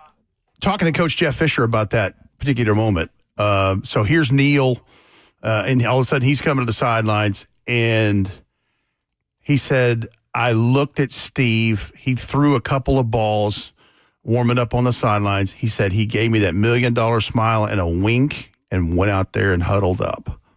And you just kind of knew something special was going to happen. Titans trailing the Steelers in this point until Mac 9 strikes again. McNair takes the snap. Blitz coming. McNair lobs the ball for Kenny. He's there. Touchdown, Titans. Aaron Kenny catches it in the right corner of the end zone, running all alone. And the laugh track you hear there is me ruining that call because I was so elated and I was just laughing my you-know-what off. And I didn't mean to do that. I've often been a laugh track there, but it's always been about the banter between Mike and the analyst, whether it's Pat Ryan or whether it's Frank or whether it's Coach Mack. And I ruined that call with my laughter. Well, you didn't ruin it. But I was elated because I shared the sentiment of Titans. I was like, this is so good. And hitting rookie Aaron Kenny. Wow. And, beating Pittsburgh. I mean, because listen, that was the thing. All that Coach Fisher had to say to those guys, 3 words, it's Pittsburgh week. Uh-huh. And it was just different. It was absolutely different. No doubt about it. You were just setting the table for in years to come when a young assistant, Coach Mack, was about to be on that staff, and you were just setting the table for his ha-has on Titans radio for years to come. That's what it sounds like to me. It literally sounds like the Coach Mack ha-ha. Yeah, I love the it so ha-ha much. is the... Hi, look at this. You want some more of that? Get you some of that, buddy. I love it. I love it so much. And that's what's, as sad as the anniversary of McNair's death puts a cloud over Titans fans. This is the place where we should be, is celebrating what he did, because he was bigger than life. And let me say this, and I know that we'll roll on to halftime of today's show. But he was a good man and very generous and very kind to a lot of people. He was very good at Titans radio. He was good to me. He was good to Mike. He was certainly good to the people who loved him the most. And I'll never forget doing an interview with his mom, Lucille, in 1998, because we had a piece we were putting together for McNair. And I talked to a couple of his brothers. I talked to Fred and Tim. But his mom, Lucille, is one of the reasons why he was grounded and as tough as he was. She was single mother, raised all 5 of those boys, worked the graveyard shift at the electronics plant down the road, and would come home, get the boys ready for school, and then she would try to get what rest she could to make sure that she put food on the table for those guys. But she sits there in this interview, and she said, it's ironic. Here I am sitting in a rocking chair on the porch here at the Air McNair Ranch. And I don't know, I think it was like a 9,000 square foot house. She still lives there. Sure. And she said, Rhett, 50 years before this was a cotton field, and I was picking cotton in it. And he said, when he went pro and he made promises like a lot of players do to their mothers, I don't ever want you to think about this place in anything except it is your palace now. Wow. And she said, here I am 50 years later, sitting on this porch, and this is the ranch. Wow. Powerful.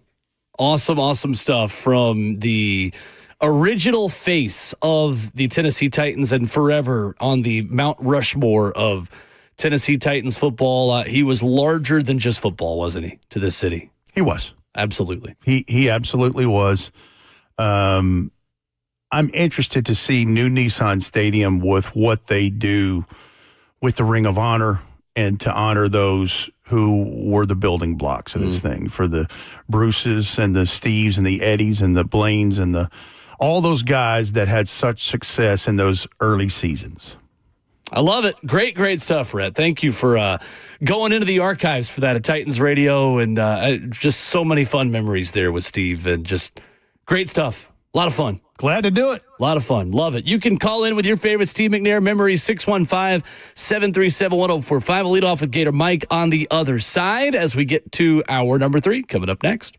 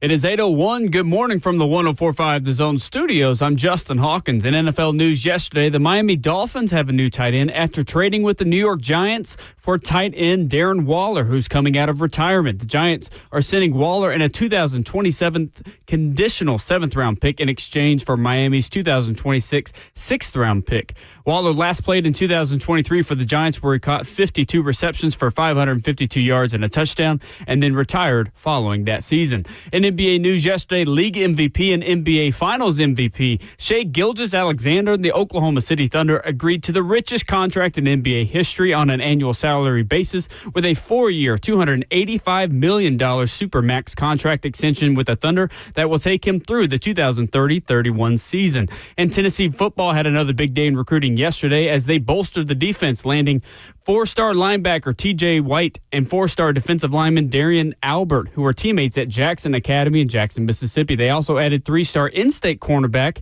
Jamin Theodore from Chattanooga. For all your foundation repair and waterproofing needs, you got to go to USSTN.com. Breaking news at once on your home for the Titans and Vols. This is 104.5 The Zone.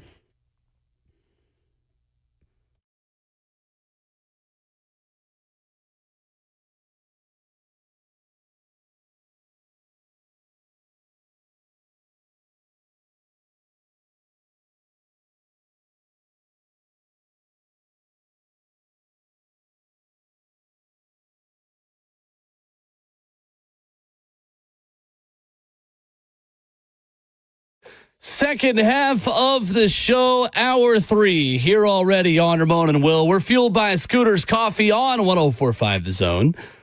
Visit a locally owned Scooters Coffee location near you in Rivergate, Smyrna, Brentwood, White House, or Mount Juliet. Amazing people, amazing drinks, amazingly fast. He is Rent Bryan, filling in for Ramon Foster.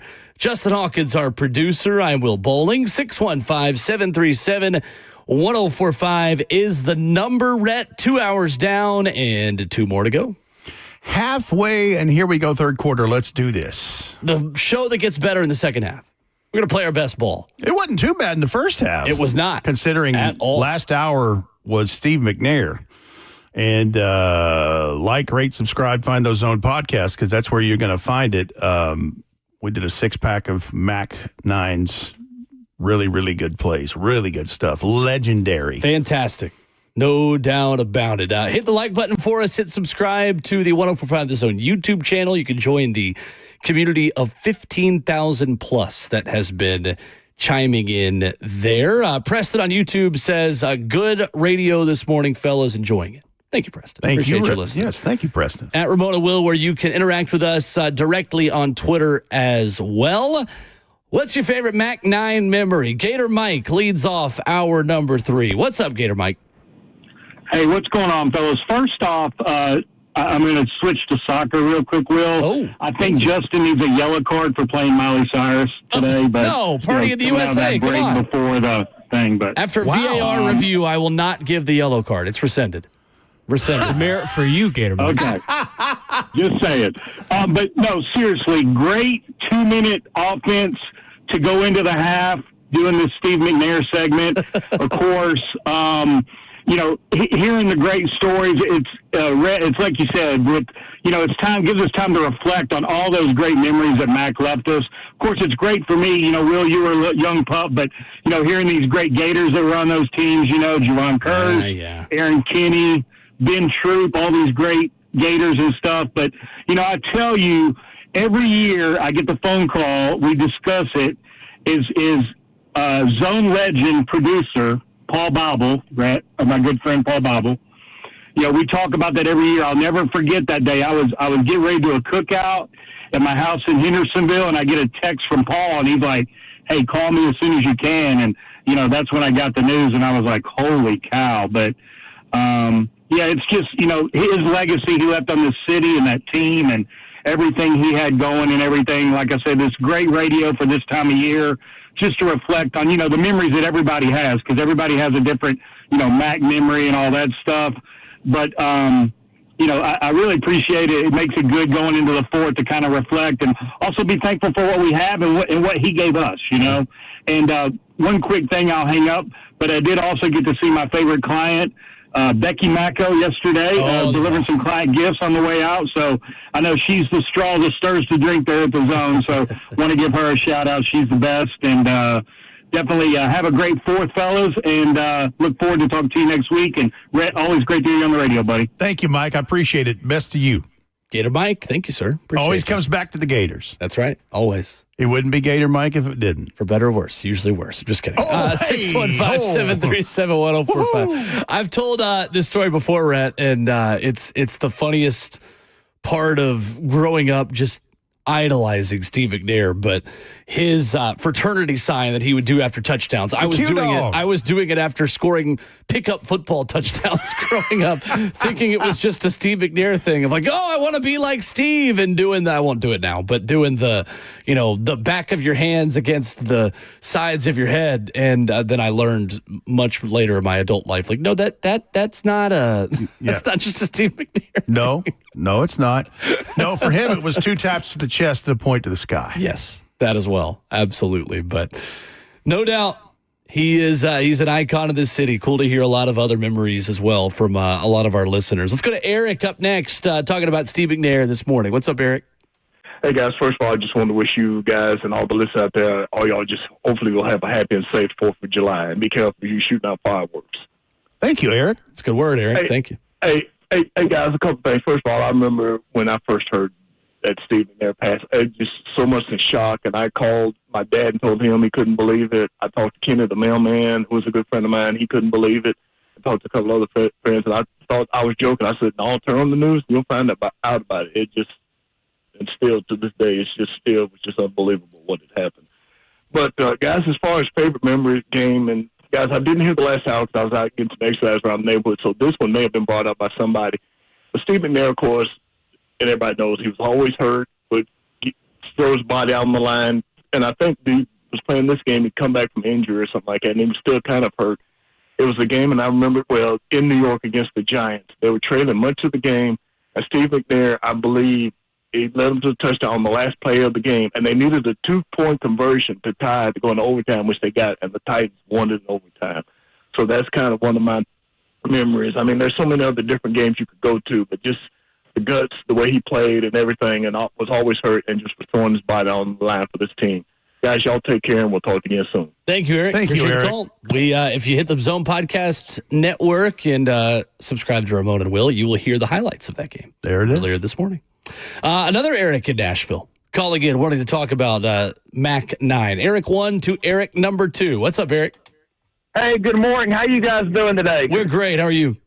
Have a good 4th on Friday, by the way, while I'm thinking about it. Same to you. Yes, sir. Anyway, my favorite Steve McNair memory was the one that the other Eric was just talking about. It was Sunday, December 1st, 2002. That really was the exact date, folks. I'm not being silly. That was the date. And all week long, McNair had missed practice. There was absolutely no indication he was going to play. 5 minutes before the game started was when Fisher announced that McNair was going to start. And the rest is history. All he did was throw for 334 yards and 3 touchdowns. And when he did that 2-point walk-in, he switched hands to avoid the pain. I remember that. That was my favorite memory. And as far as the day he got killed, excuse me, I'll never forget.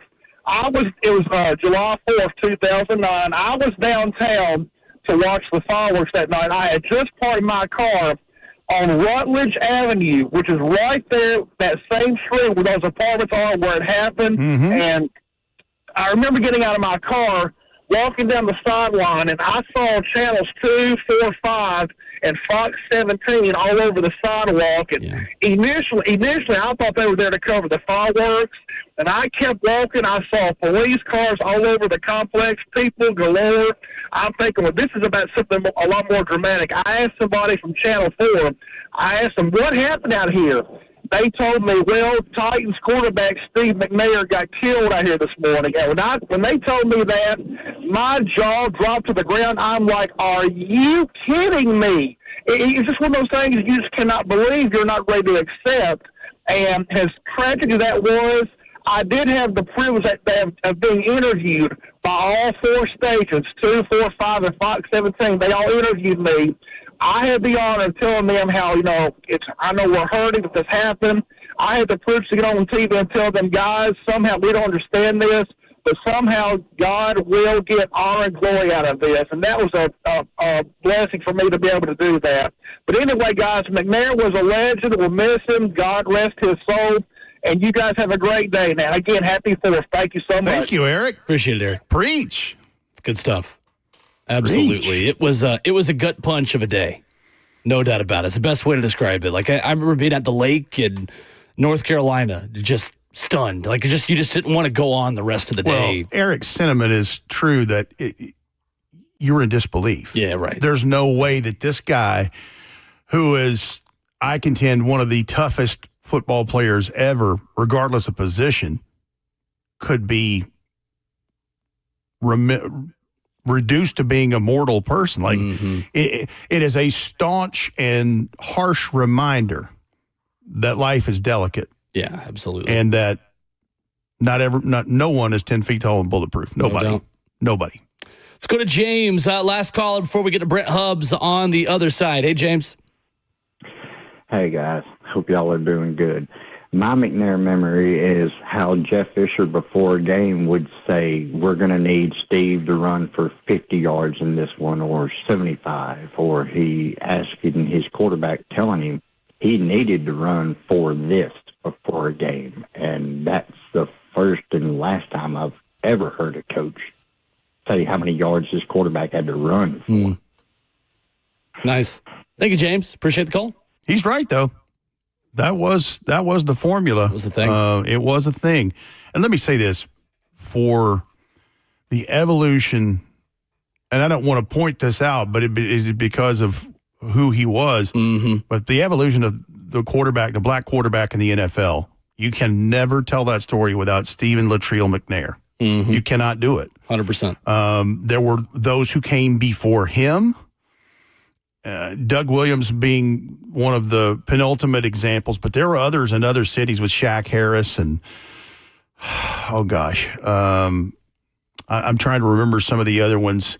And then obviously in olden days, Willie Thrower, who was unbelievable. And Randall Cunningham. For sure. And then here came the Michael Vicks, and here came the Donovan McNabbs. And it is why now, I mean, think about how many quarterbacks there are in the league that are African-American. Think about it. Absolutely. And I'm glad for that.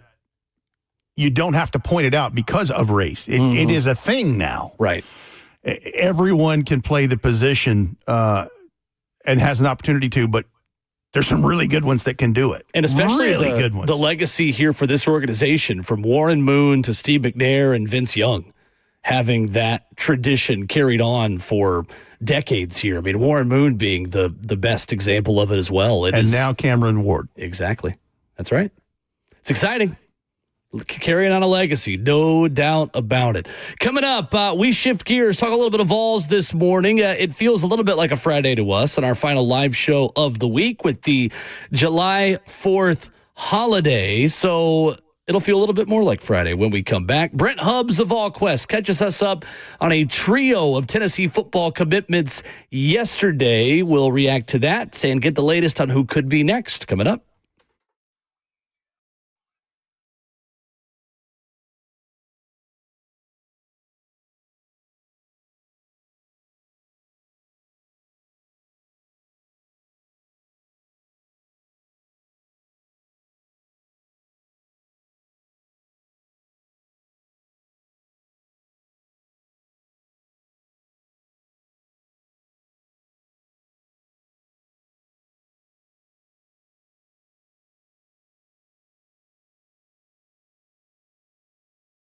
In the Nashville real estate market, you need a local agent with years of experience and a proven track record. You know those areas of the neighborhood where the for sale signs are gathering dust. And understanding real estate in Nashville, it can be difficult. You can't rely on that national agent that doesn't know you, your neighborhood, or doesn't know or even care about your goals. Bernie Gallerani has your back. And my friend Bernie Gallerani guarantees to sell your home in 30 days or less, or he'll buy it. No risk to you.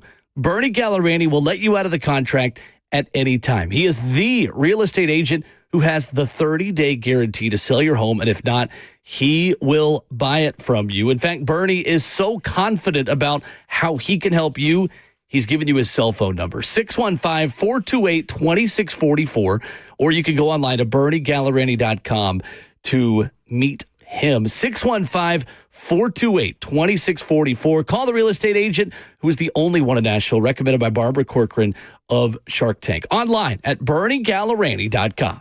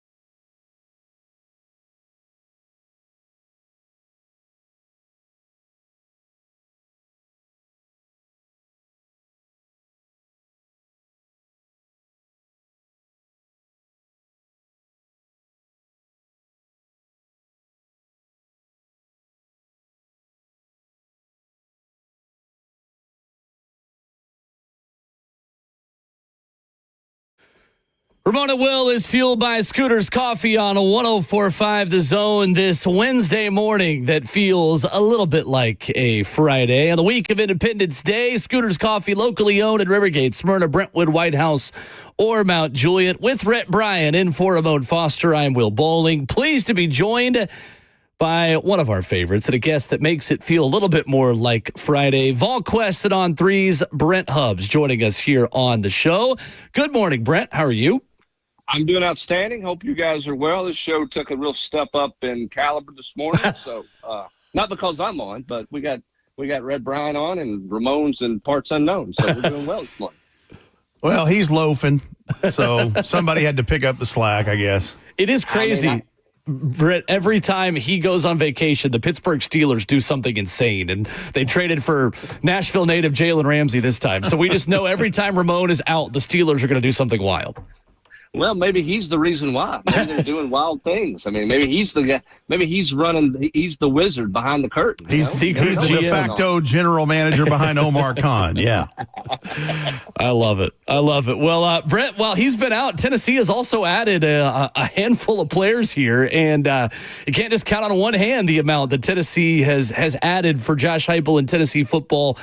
Starting with the commits from yesterday, Brent, and the Mississippi teammates. From Jackson, Mississippi, TJ White at linebacker, Darian Albert at D-line. Starting with TJ White, Brent, just how positive is the outlook for Tennessee at inside linebacker right now? With some of the guys they added in last year's class, now with TJ Watt so highly ranked, just how good do you feel about that position with him a part of it now as well moving forward?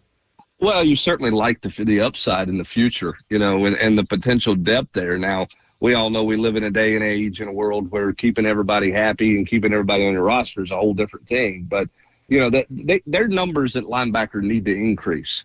Their numbers at linebacker are not great. I like them at linebacker this year if they stay healthy. I don't like them at linebacker if they get hurt because they just don't have enough depth there. So I think, when you look at what they did last year, you look at what's coming in, and TJ White, I think that they know what they want in terms of physical traits, the type of linebacker that they're looking for. They're recruiting to that specific type of body and have an identity of what they want there. And I think that's good. William Minge has done a good job at that position and identifying and understanding really what he wants. And they've gone out and gotten them. And I'm curious to see what those two young guys look like this fall. We didn't get to see them in the spring because they were having shoulder surgeries.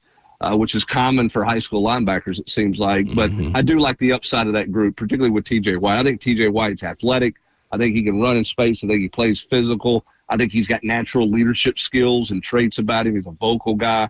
I think there's a lot of things about him that William Minge likes and everybody around the country like. That's why he's highly regarded. And his teammate, Darian Albert, as well, joining the fray there. And Brent, this is not just a guy you take because you want TJ Watt. It's not a Nash Nance situation from back in the day of Tennessee football because you wanted his teammate.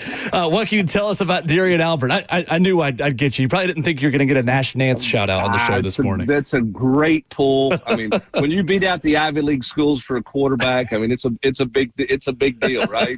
It just happened that Rick Rodgers was coming with him. It really worked out well for everybody. Rick Rodgers, wow. It really worked out well.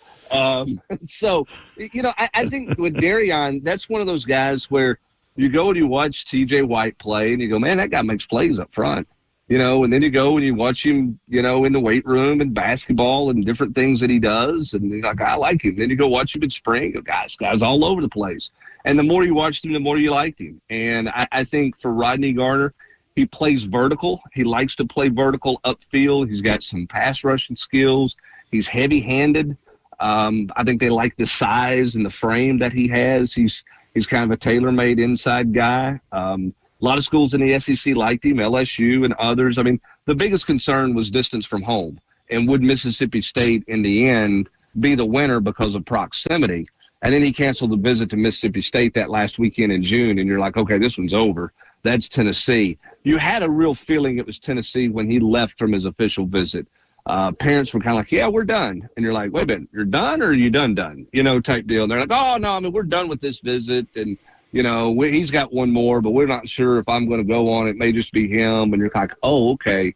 And I think Tennessee did a great job with the official visit. And I think he felt like he fit in well with Rodney Garner and the rest of the defensive linemen in that room, like his upside. And the one thing I like about Rodney Garner's room and what he's done a great job of, and really you're seeing it in the defensive side of the ball, everybody follows suit. You're seeing the linebackers coaches play those freshmen early. You're seeing them play more young guys in the secondary. Rodney Garner's never in a complete rebuild situation because he's playing guys as freshmen because he's not redshirting anybody, right? Like he's playing those guys enough that they get their feet wet and understand where they are. They're getting 10, 12, 15 snaps a game in some cases so that when you get to year 2 and you lose your seniors like you did this past year, you don't feel like, oh, geez, man, what growing pains you're going to have in that group. You feel like you got guys ready to go. Come this time next year, you're going to feel much better about Hobbs and Isaiah Campbell and Ethan Utley and David Schnell. And then after that, you're going to feel good about where Darion Albert is and those guys. He does a really good job developing by playing freshmen that allows them to not be in a full rebuild situation. I love the way that he's managed that room, and I think Darion Albert will fit in well. Let's stay on defense, Brent, and let's talk about a guy just down the road from me at Webb School in Bell Buckle, Joel Wyatt. He postpones his commitment date. So the questions to you are, what prompted the delay, and does Tennessee still see him as an edge? Well, I mean, I think Tennessee has seen him as an edge, basically throughout the recruiting process. I don't think Joel Wyatt sees himself as an edge. He just finished the Rivals 5-Star Challenge at safety, performed very well at that challenge. Feels like he's a guy who can play more in space and less, off the edge or at the line of scrimmage. I think that's part of why you see him delay his announcement. Some other schools, Oklahoma just recently offered because of what he did at the 5-Star Challenge. And I think he just wanted to take a moment, kind of catch his breath and look at this thing. And we'll see where Tennessee goes with it. I mean, I think that, he wants an opportunity to play somewhere other than edge first and feels like he's good enough to play, in the back end or linebacker or whatever. I think he feels like he can play safety.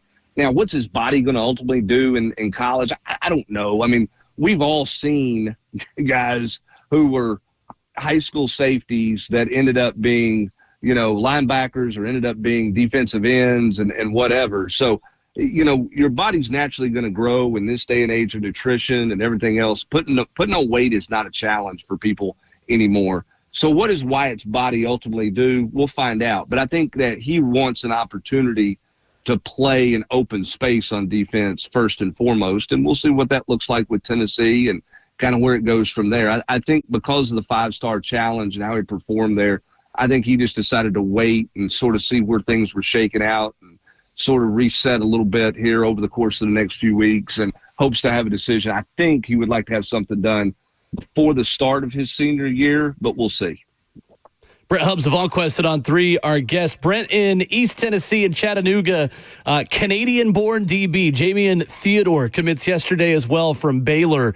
Unless you're a McCauley fan, this Baylor pipeline has got to be pretty good for Tennessee at this point. Gabe Osinda, obviously the big tackle committing as well, and he's been in the boat for quite some time now.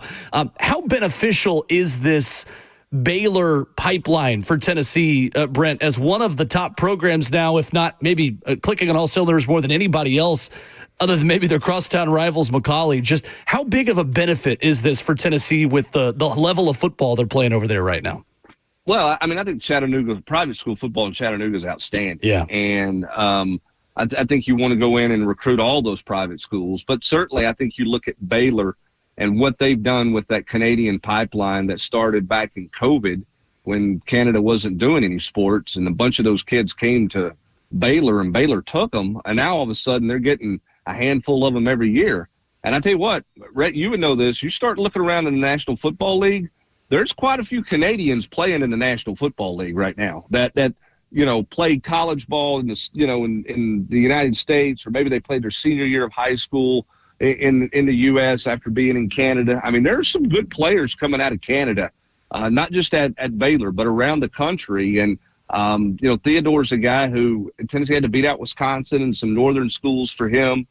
They like his length. They like where he's at physically, what he can grow into. Osenda is a guy who's just, great day in the morning. That guy, he went from a 3-star to a 5-star in a hurry. And just a really good player on the offensive line. So it's important to win down there. I think this staff's done a good job in Chattanooga. There was some restoration in the state of Tennessee to work on from the couple of previous coaching staffs. One staff, prior to Pruitt, didn't want to recruit Memphis. Then they didn't really want to recruit Chattanooga. Pruitt and them didn't recruit a whole lot down there. This staff's done a pretty good job working the entire state of Tennessee, kind of getting the relationships back where you need. And I think in this day and age, you got to recruit your state. If you're going to go to 105 scholarships at some point and you're going to start, quote, taking some chances on some guys, you're probably going to do it on in-state kids. And you better have those relationships. And I think Tennessee's done a good job with that, particularly in Chattanooga with the private school stuff. Well, Brent, every year there's at least one 5-star that we feel like we're asking weekly questions to you and Austin about. This year there's a couple of them between Savion Hyder and Tristan Keys, and interesting recruitments that continue there. The David Sanders is of 2025, if you will. Any updates there on either of those two guys? I know Tristan Keys was taken to social media, as these guys love to do, and congratulating a lot of these new Tennessee commits this week. Well, what's interesting is the approach from these two guys are 180-degree opposite of each other. Savion Hyder doesn't talk to anybody, doesn't want to do any interviews, doesn't want to tell anybody anything, doesn't update anybody on his recruitment, doesn't talk after visits, doesn't provide any kind of social media update, none of that stuff. He is very much, I'll let you know when I've made my decision, and I'm not really going to talk about it because I don't want people to infer some quote or take something out of context here, whatever. I want to do this very privately with my parents and do this thing the right way. In his mind, what's the right way? Tristan Keys, if there's a microphone there, he's going to talk into it. And it's not an ego thing. It's that he's just very comfortable talking about how he feels in that moment. And what he says that week may be totally different the next week, depending on where he's been and who he's been around. So two very different approaches. I think Hyder's going to do something. I think he's talked about September. I don't know that maybe he does something in August, but I think it's probably September when he does something. Feels like it's Tennessee, Michigan. And if anybody says they know where he's going, they're guessing at this point because he is not sharing anything. With Keys, you're trying to read all the tea leaves, right? He's talking a lot of Tennessee love. He committed to LSU out of the blue, kind of. Where's LSU with it? There's some coaching ties to him with the LSU staff, which hurts Tennessee. I think he really likes the Tennessee staff and the players in the offense. So we'll see. Obviously he's closer to Baton Rouge from his hometown. NIL is going to be a factor. All of that's, an important part of his recruitment. I think that one can kind of be a roller coaster here for a bit before we know anything on Keys. I think Hyder's going to announce at some point. He's going to do it, and that's going to be the end of it with Savion Hyder. I don't think he'll talk about it much anymore. He'll do one little press conference and commit, and then the next time you talk to him, he'll be in a college uniform somewhere. Brent, on the baseball front, if you are a pitcher in the transfer portal, Tennessee and LSU should always, I feel like, be the top two options if you've got the aspirations of winning a national title. And that was the case for Rutgers starter Landon Mack, who Tony Vitello gets over LSU. How much buzz is there around this guy already as kind of the next big Tennessee transfer pitcher? And how much concern do you think Tony Vitello has about some of the roster turnover in his pitching rotation specifically, and some of that forced by the House settlement and a lot of the roster number changes in college baseball? Well, there's just, nobody's really talking about it nationally, but, this is hard. You're going from 51 to 34. Right. You're taking 17 guys on your roster and going, hey, man, you don't have a spot. And some of those guys are returning guys that you were developmental players you're working on, but, hey, we don't have a spot for you. We got to move on. And so it's hard for college baseball coaches right now. Tennessee's obviously moved on from some younger pitchers, some developmental guys, because they need impact guys. They've gone into the portal. You mentioned a kid from Rutgers who is going to be a weekend starter, big arm. I think he's looking at Chase Dolander. He's looking at Liam Doyle. He's looking at, Garrett Crochet and all these guys in Major League Baseball that are throwing right now that came through Frank Anderson's program and felt like it was the best fit for him. Chance to win big, throw and perform on the biggest stage each and every day. doesn't have to deal with the weather as much as he would in New Jersey and in the Big Ten early in the year. So I think he feels like this gives him a much better chance to really grow his game. And it's a big get for Tennessee because Tennessee's looking for weekend starters. They have to. And so that was a huge priority for Tennessee. They're not done in the portal. I think they're still looking. And, they're trying to figure out, okay, what happens if this guy goes in the draft? Where do we go next? So they're trying to keep some portal guys warm and keep them ready, and then trying to figure out how many spots do we have, because are we going to lose 2 high school kids to the draft? Are we going to lose 4 high school kids to the draft? Are we going to lose any transfers to the draft? That's the other part of the baseball thing that's just a mess right now. I mean, you're sitting here, you have the transfer portal, you're cutting your roster by 17, and oh, by the way, the draft's coming up. Right. Well, they could take some of your signing class, and guys that you sign never end up on your campus anyway, and you've got to replace them with somebody. And oh, by the way, we got to get it all done by the end of the month, because guys are going to go to school and you got to get back to work, and they're looking for a place to play, and they're getting the earth's getting bigger in the window for them for finding a school. So you have a lot happening here over the next 3 or 4 weeks in baseball. It's really hard. LSU's playing catch up. I mean, they just won a national title. That's your focus. Now all of a sudden you're looking at, they've had a bunch of guys go in the portal. Now they're trying to retool some things with their pitching staff. They've got to figure out some things in the infield, and they've got to trim their roster by 17 spots. So it's hard right now for baseball. I mean, it's that sport of all the sports in the House settlement, they got caught in the crosshairs when the settlement came about, because football is going to go to 105 in January. Okay, basketball's adding a couple of spots. Nobody's cutting like baseball's cutting. And by the way, baseball, you have to do it now, immediately, bam. It just the settlement's here. Now you got to do your roster adjustment. Football, you got 6 months to figure it out. Basketball, you got several months to figure out what you're going to do. Baseball, you got to do it right now. That's hard. It absolutely is. These are still students. You make up a great point that they actually do have to go to class, which is a wild part of the process that we often forget. They have to be enrolled in class. There you go. Let's be brutally honest this morning. Yeah, okay, they've got to be enrolled in class. It is funny, Brent. I've talked to talking to some of the coaches up there that I do, and doing some of the SEC Plus stuff. Like, it is incredible post-COVID how many professors have just been like, wait, I can do online class just forever, and this still works. Like, it's so funny talking to coaches that are like, I don't have to worry about my athletes going to classes as much because all these professors just want to do it online anyway. It's incredible how much COVID changed all that stuff. Oh, there's no doubt. And I mean, there are a number of student athletes at colleges around the country, Tennessee being one of them. They don't step foot in the class. Right. They just do everything online. Now, there's an advantage to that because you don't lose your time, because much of this stuff, it's work at your own pace type deal. There's not necessarily a set time that you meet for your class.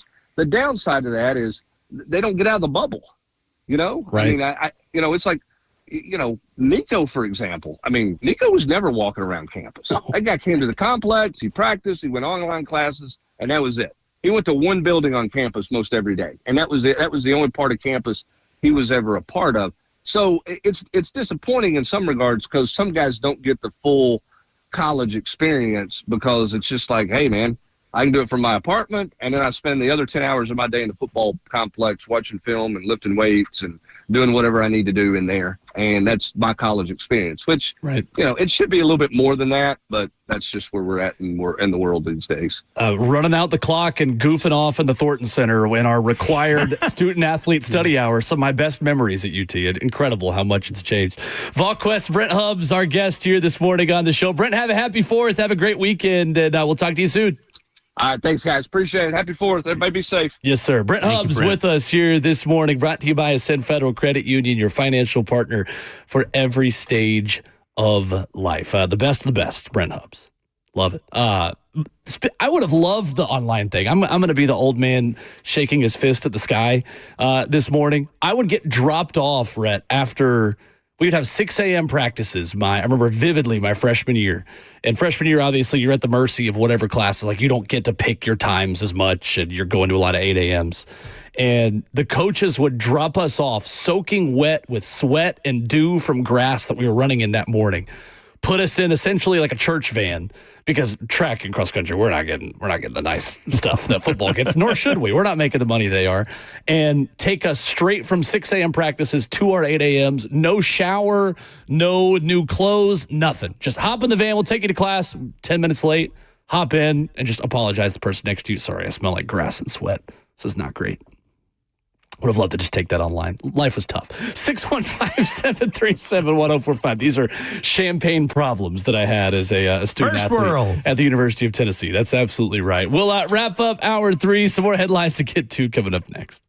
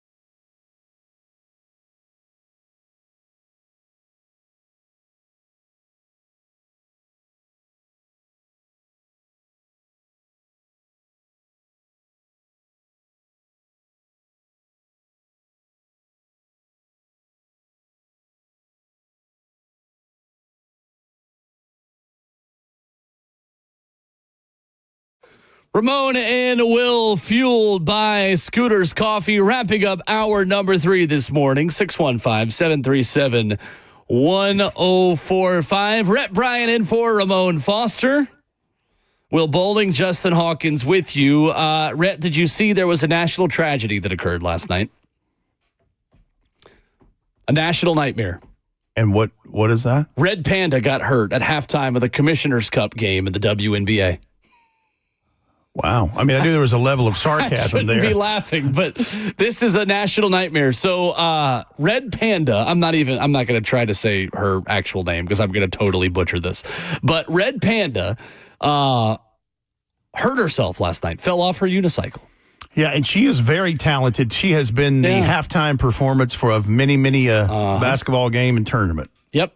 Medical personnel brought out a wheelchair, take her off the court. She fell off of, she rides this if you have never seen it. It's a unicycle that is 8 feet above the ground, and she balances bowls on her head, and then she has more on her feet and will kick them up and then onto her head. Correct. Unbelievable. I've seen Ron Slay tweet about her in the halftime to the basketball games he's been involved in. And Slay said last night, Red Panda might be needing the same knee surgery that Slay just had. It is no good, but we wish Red Panda all the best. So just absolutely ridiculous that our national icon has fallen like this. So we love her. We absolutely love her. She must be protected at all costs. She must be.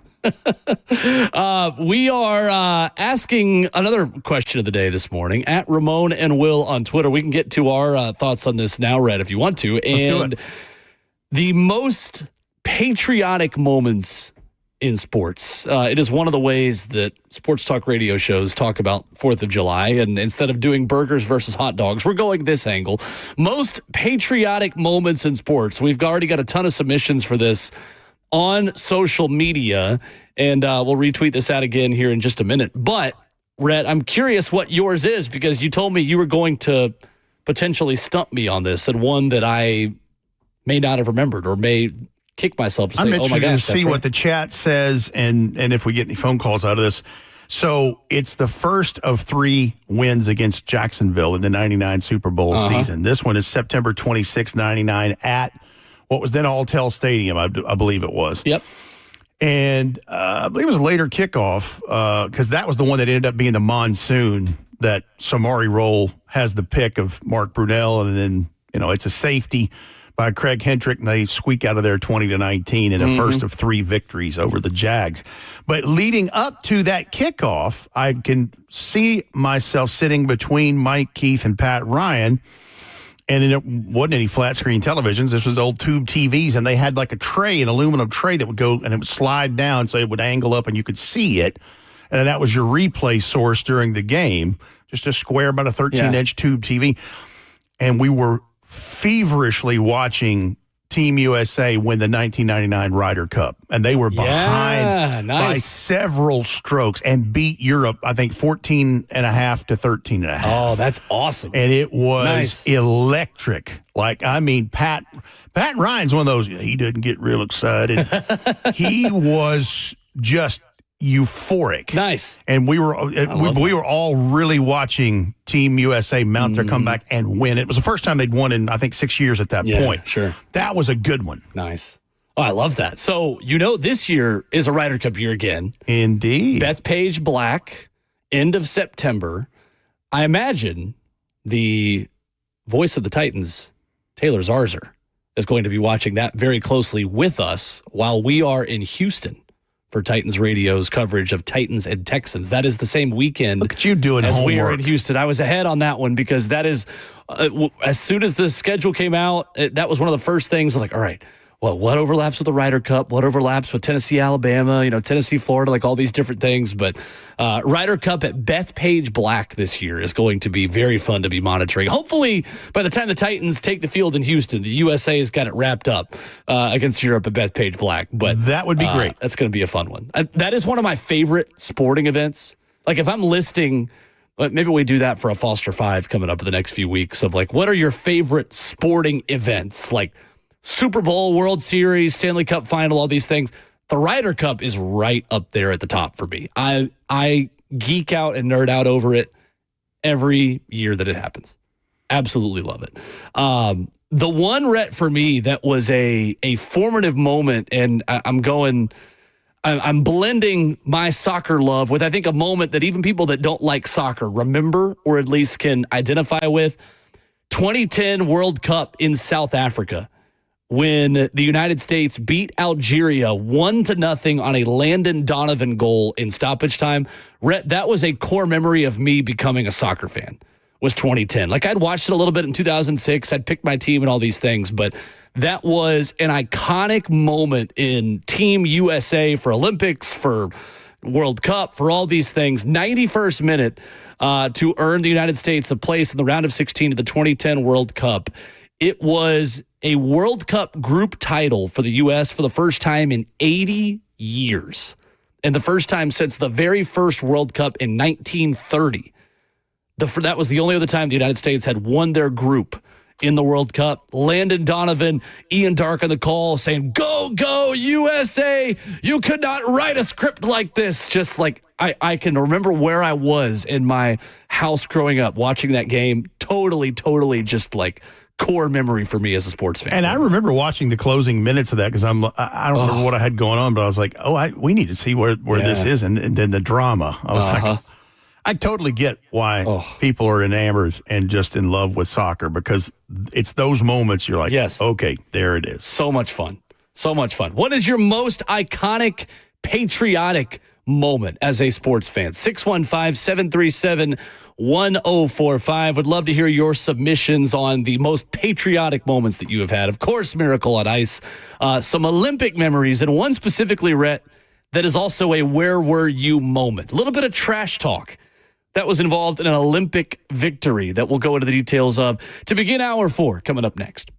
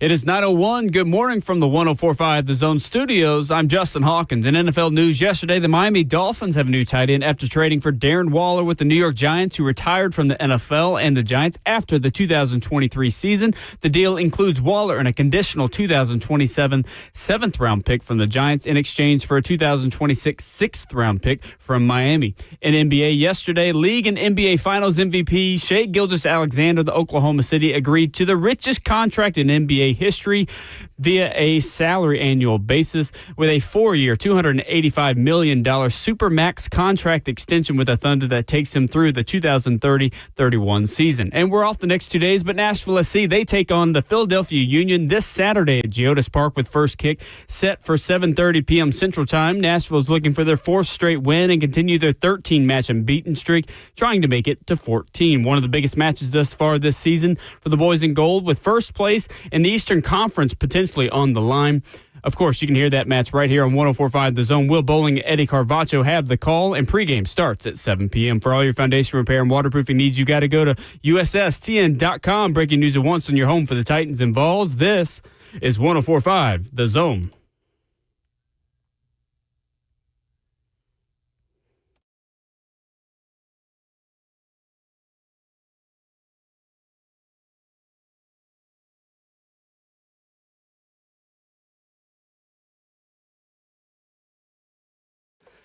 Ramon and Will, one more hour on your Wednesday and in your week. And of course, it's fueled by Scooters Coffee. Locally owned Scooters Coffee. They are near you in Rivergate, Smyrna, Brentwood, White House, or Mount Juliet. Amazing people, amazing drinks, amazingly fast. Download that Scooters Coffee mobile app. You order ahead and tell them your name. It's ready for you like that when you scoot on down. One more hour with Rhett Bryan in for Ramon Foster, Justin Hawkins making the show happen. I'm Will Bowling. What is your most patriotic moment as a sports fan? 615-737-1045. Another fast 3 hours, Rhett, brings us to the fourth quarter this morning. Fourth hour, let's rock and roll. Let's do it. Getting some chat, F&M Bank Chat submissions to the patriotic moments for sure. We got one on the lines, too. Yes. We absolutely do. Your most patriotic moments in sports. Before we get to David, Jayhawk, what you got? Most patriotic sports moment. Yeah, I mentioned after the show yesterday. For mine, it's going to be George Bush after the 9/11 throwing the first pitch out for the Red Sox. That, I mean, iconic. There's nothing that's going to top that. Yeah, it was in New York, not Red Sox. Oh, was it? Oh, okay. That was the whole thing. It was the first game in New York after the. It was. Wasn't it versus the Red Sox then? Oh yeah, it may have been. That's right. I think that's what I did. But it's something it's hard to beat. It's something that anytime you watch it, the speech, the throw, hell of a strike there by George Bush, former president. I've heard listen to an interview he did after that of talking about like that there was so much pressure. He was like, I knew I had to deliver a strike, and that's as good of a first pitch as there has been for sure. No doubt about it. David, first up on patriotic moments in sports. What's up, David? Hey, how are you? Good. First-time caller. Love the show. Thank you. My most patriotic moment in sports is Pat Tillman joining the U.S. Army Rangers, leaving his career for that. Absolutely. The late, great Pat Tillman, legend. Thank you, David. Appreciate the call. Appreciate you listening and appreciate you chiming in, finally. That's good. That some of my favorite Coach Mack stories, Rhett, are Pat Tillman stories, and just the person and the athlete and the human being that he was. It takes a special person to achieve and do all of the things that he did and impact so many people the way that he did. It's a couple things with that relationship that Coach Mack had with Pat Tillman. First of all, it's the only time I've ever seen Coach Mack shed a tear, and this is 20 plus years later. Yeah, right. So if you want to talk about impactful, that is. Mm-hmm. And the other is just hearing any story around that time that Coach Mack spent with him, and he was just a different guy. Yeah. He came from a different mold, and you always knew where you stood with him, according to what Coach Mack would say. Mm-hmm. And anyone who would turn down a multi-million-dollar NFL multi-year contract to go serve his country and had made up his mind. He and his brother. I mean, that story that Mack tells where the day after 9/11, he took a picture, and I believe it was of the American flag that was an entire page in probably the Arizona Times, whatever it was, cut that out and posted it in the locker room. And then he never said anything, but he made his intentions clear right there. Yeah. And then the months later, the talk that Coach Mack would have, and he said, listen, I'm going to do this. And he said, well, this is going to be a major, major story. How do you intend to handle this in terms of the media? Like, this is going to be a mega story. And he said, well, I don't have to worry about that because you're going to handle it. Wow. You're going to handle this. Yeah. And then Coach Mack, the heartbreaker is when he tells the story of draft prep time. Sure. In the war room. And Coach Mack is summoned. And he's given the news that Pat has been killed in Afghanistan. And again, it's the only time I've ever seen Mack shed a tear. And I've done a lot of speaking engagements with Mack over the years. And that's where I lead him. It's a good place for him in his closing remarks, and because he's got everybody right here in his hand. Absolutely. And there's not a dry eye in the house every time. Wow. Every time. Goodness.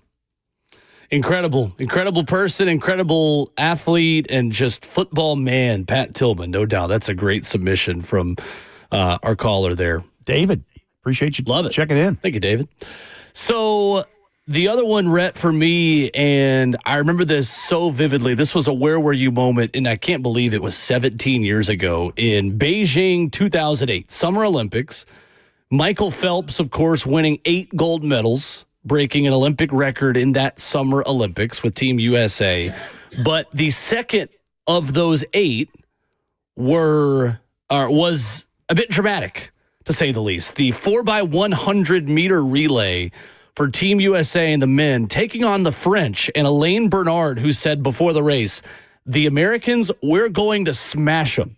That's what we came here for.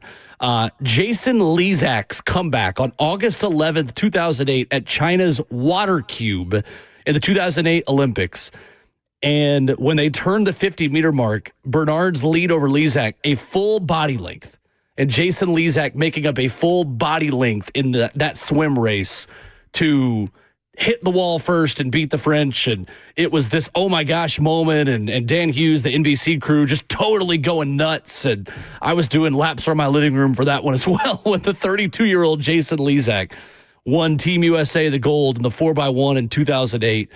Michael Phelps doesn't break the Olympic record of most gold medals in a single game by a male athlete without doing that and without winning that, breaking Mark Spitz's record of 7 golds in a single game.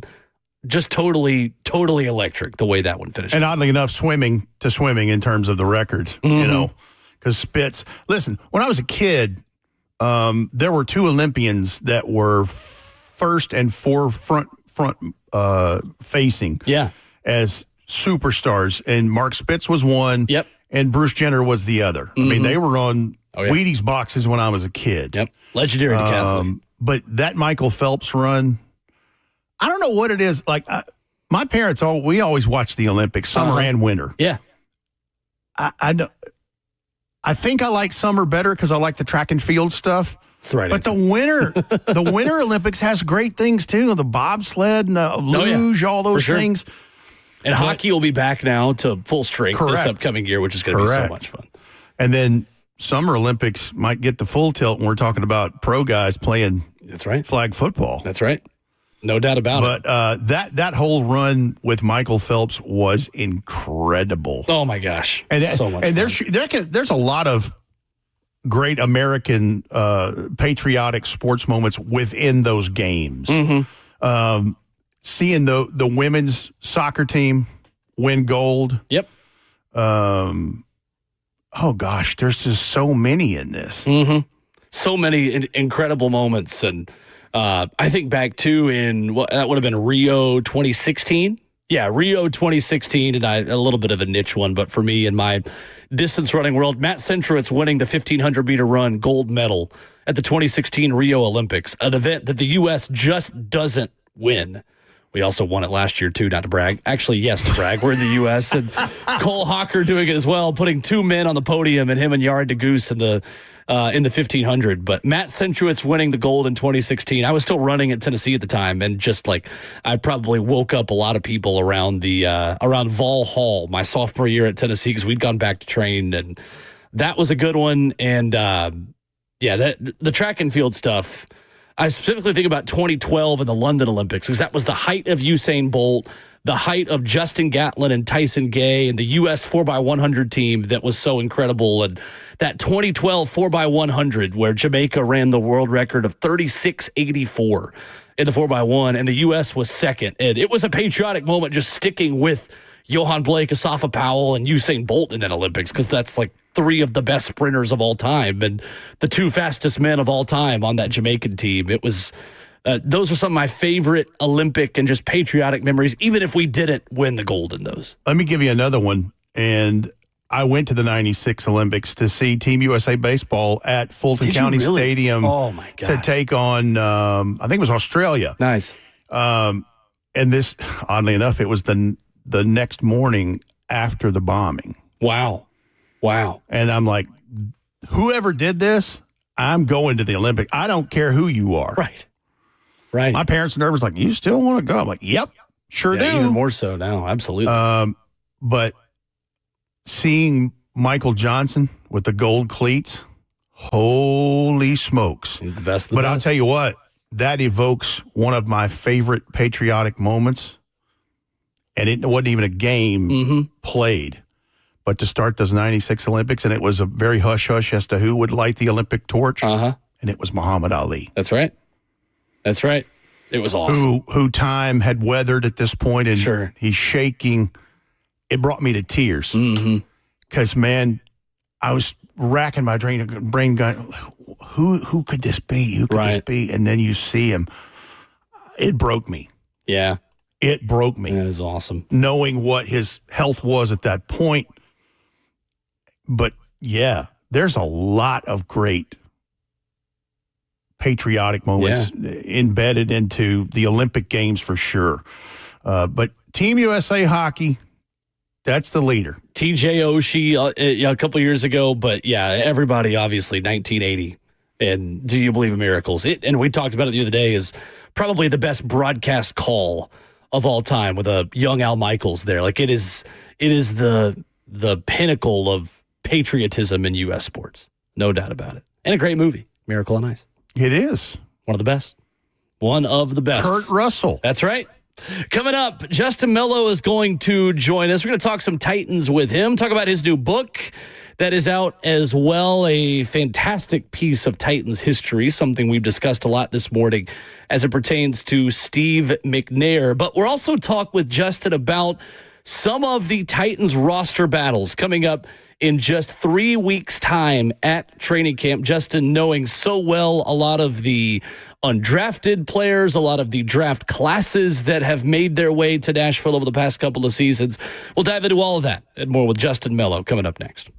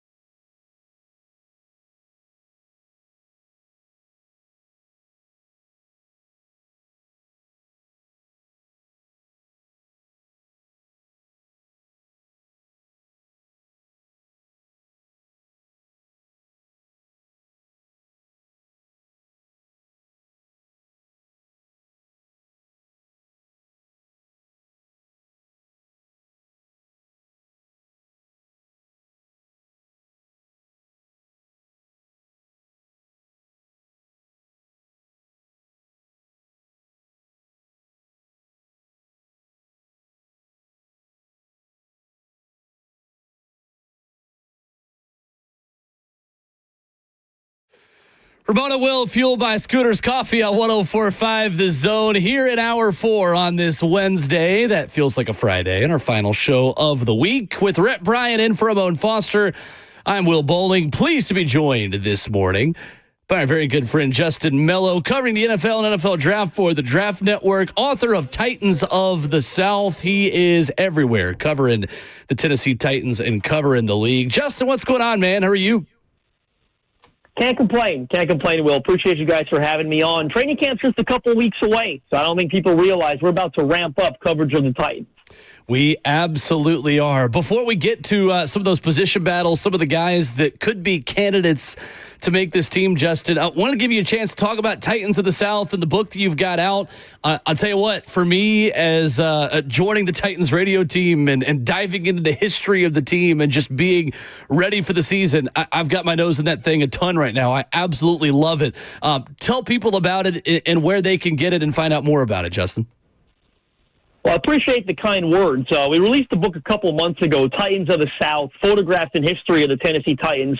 It's a coffee table picture book, really, that covers the entire history of the franchise from 1960 through to 2023. Season-by-season breakdown, starting lineup, stats, all decade teams, full-color photographs. What's really special about the book is we've just released an updated version. We're calling it the 2025 pack. It's got a brand new chapter that details a little bit of the 2024 season, but more so the offseason process of drafting Cam Ward at #1 overall. So there's a bonus chapter available. That's available at titansofthesouth.com. The first 1,000 buyers are getting a free gift included with their purchase. That is a player illustrated trading card. Nice. I got the final version of that yesterday. It is gorgeous. It looked more like an animated photo than it does an illustration. So people are going to love that. That's for the first 1,000 buyers of the 2025 version at titansofthesouth.com. We've already sold hundreds of copies. And free shipping as well, by the way. The book's just $25, and we're including free shipping for the 2025 version all over the United States. Justin, are you at liberty to tell who his likeness is on that card? So we are under embargo right now. Again, it's a free gift with it, but I'll say this. The best hint I could give you is it's probably the player every Titans fan would like to have right now on that illustration. That's all I needed to know. That's all you need to know. And it's a free gift included with every single purchase of the book. No, Justin, the book is well done. And for you to say it's a coffee table book, by definition, yes. But info, not. It is as soon as Will opened his, and then we announced that he's going to be doing sidelines for us on road games. He was like, "This is a great study guide." I'm like, "Yes, there's absolutely the way it's laid out is very user friendly in terms of getting yourself up to speed." Because Will was a youngster when the Titans started, so that you've done him a solid by getting him a copy of that. But no, it's a nice book. You did a great job on that.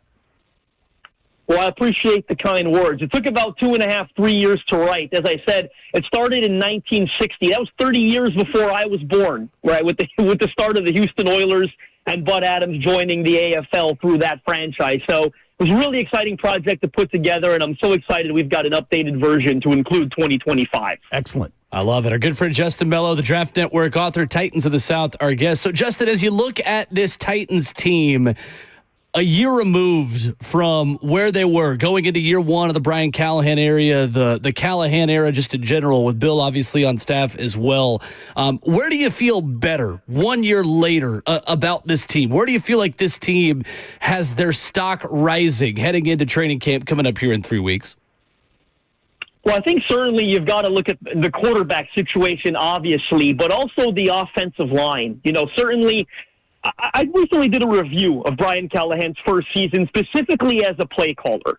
And when you dive into the tape and you dive into the analytics, the metrics and all that, Brian Callahan really did not do as bad of a job as the record indicates. You know, you look at the All-22, guys are running open. There was absolutely nothing wrong with the structure of the offense.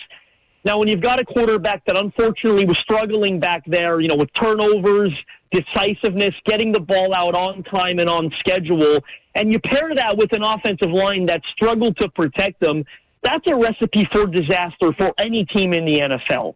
I look at Brian Callahan's excitement about getting Cam Ward into this offense, into this system.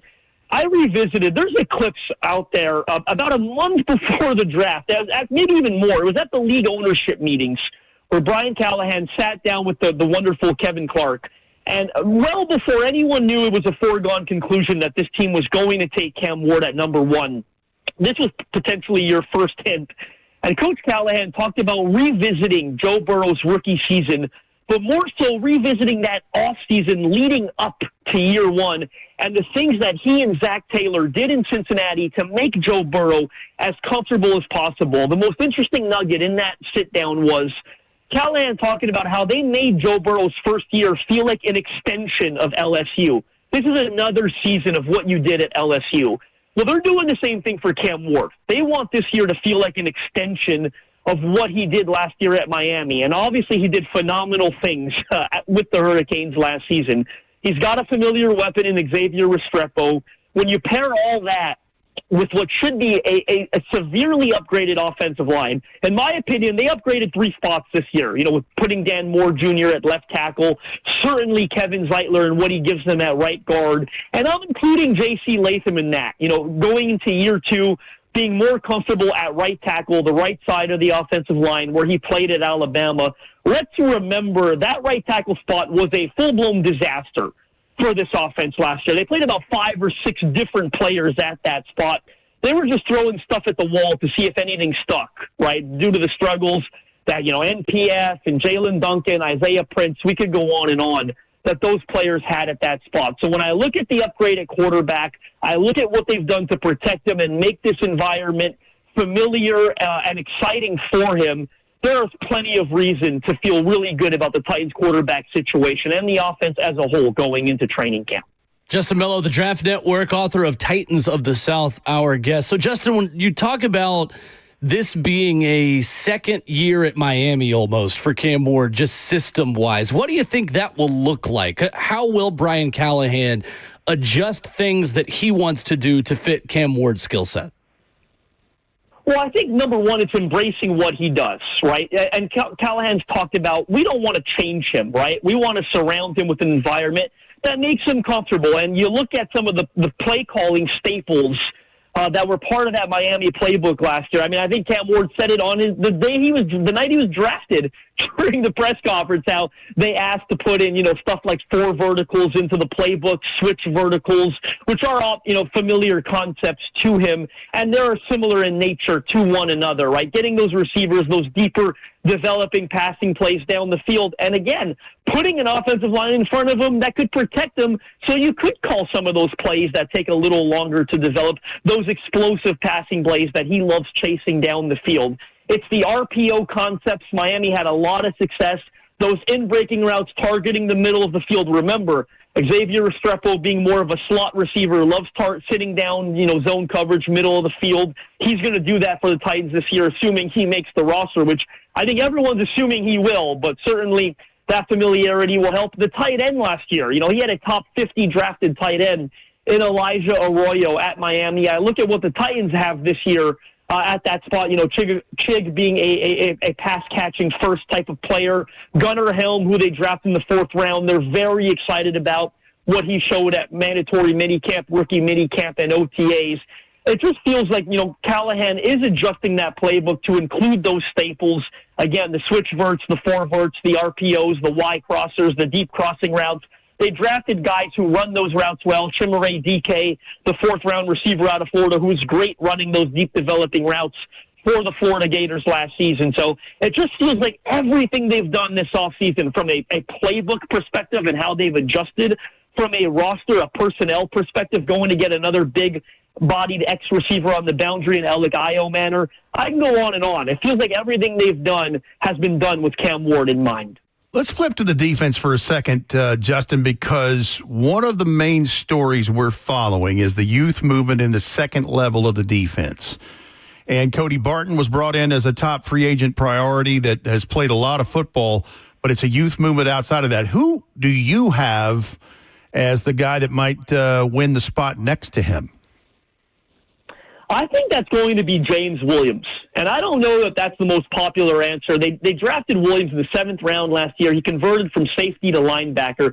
They also drafted Cedric Gray in the 4th round last year. Now, all indications are those two players, Cedric Gray and James Williams, are going to battle it out for the right to start next to Cody Barton at linebacker.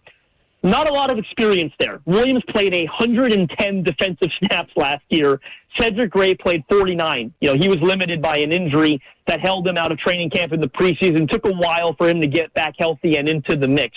These are raw, inexperienced players, no doubt about it, but they're also exciting talents. Williams is incredibly athletic. Again, coming downhill from safety to linebacker, he's used to covering sideline to sideline. He's got that range. It's more so that play recognition and that decisiveness you have to play with at linebacker that he's still acclimating to. But linebackers coach Frank Bush is really excited about him.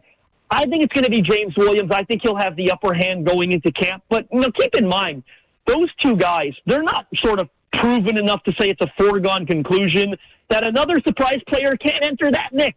They've got Otis Reese on the roster still, entering his 3rd year. He's got to get healthy. He missed the majority of OTAs and minicamp with an injury. They brought in a couple free agents that a lot of Titans fans aren't familiar with. Anthony Orji being one of them, Curtis Jacobs, Armani Burney. I'll tell you an interesting nugget about those 3 players I don't know any Titans fan realizes. All 3 of those linebackers I just mentioned have some sort of connection to the Titans front office. It was not a mistake that they brought those guys in.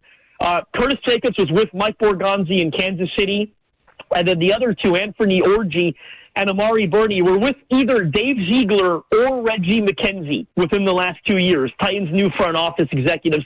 That's not a mistake. These guys love bringing in players they're familiar with, guys they think maybe haven't reached their performance ceiling. Give them another opportunity on this 90-man roster. I expect there to be a ton of competition at linebacker next to Cody Barton. Yes, the sophomores who they drafted a year ago, Cedric Gray, James Williams, probably the favorites. If I had to pick one to start week 1 next to Cody Barton, I've been most excited and impressed with James Williams when I've reviewed the tape. Author of the book, Titans of the South, that you can, we'll get another plug for that at the end of this, but also known for his excellent work on the Draft Network. Justin Melo with us here on 104.5 The Zone, and that's where I really connected with Justin. Is I have a tremendous amount of respect for the work that he does, the great pre-draft interviews he has with some of the people that we're watching and looking at. So with all of that long windup, Justin, let's talk about the undrafted free agents that have come into this. I've already interviewed most of these guys to run in preseason features. I've got my eye on a couple of guys. Xavier Restrepo is obviously the one, the leader in the clubhouse. Everybody just thinks he's going to automatically make the roster, and that may very well be the case. But who do you have your eye on in the undrafteds? Outside of Restrepo, there's one that I'm really excited about that caught my eye, is Jermani Harris, the cornerback they signed out of Iowa. This is a guy that I thought had draftable talent, put some phenomenal stuff on tape at Iowa. There were some off-field question marks that I think led to the undrafted status.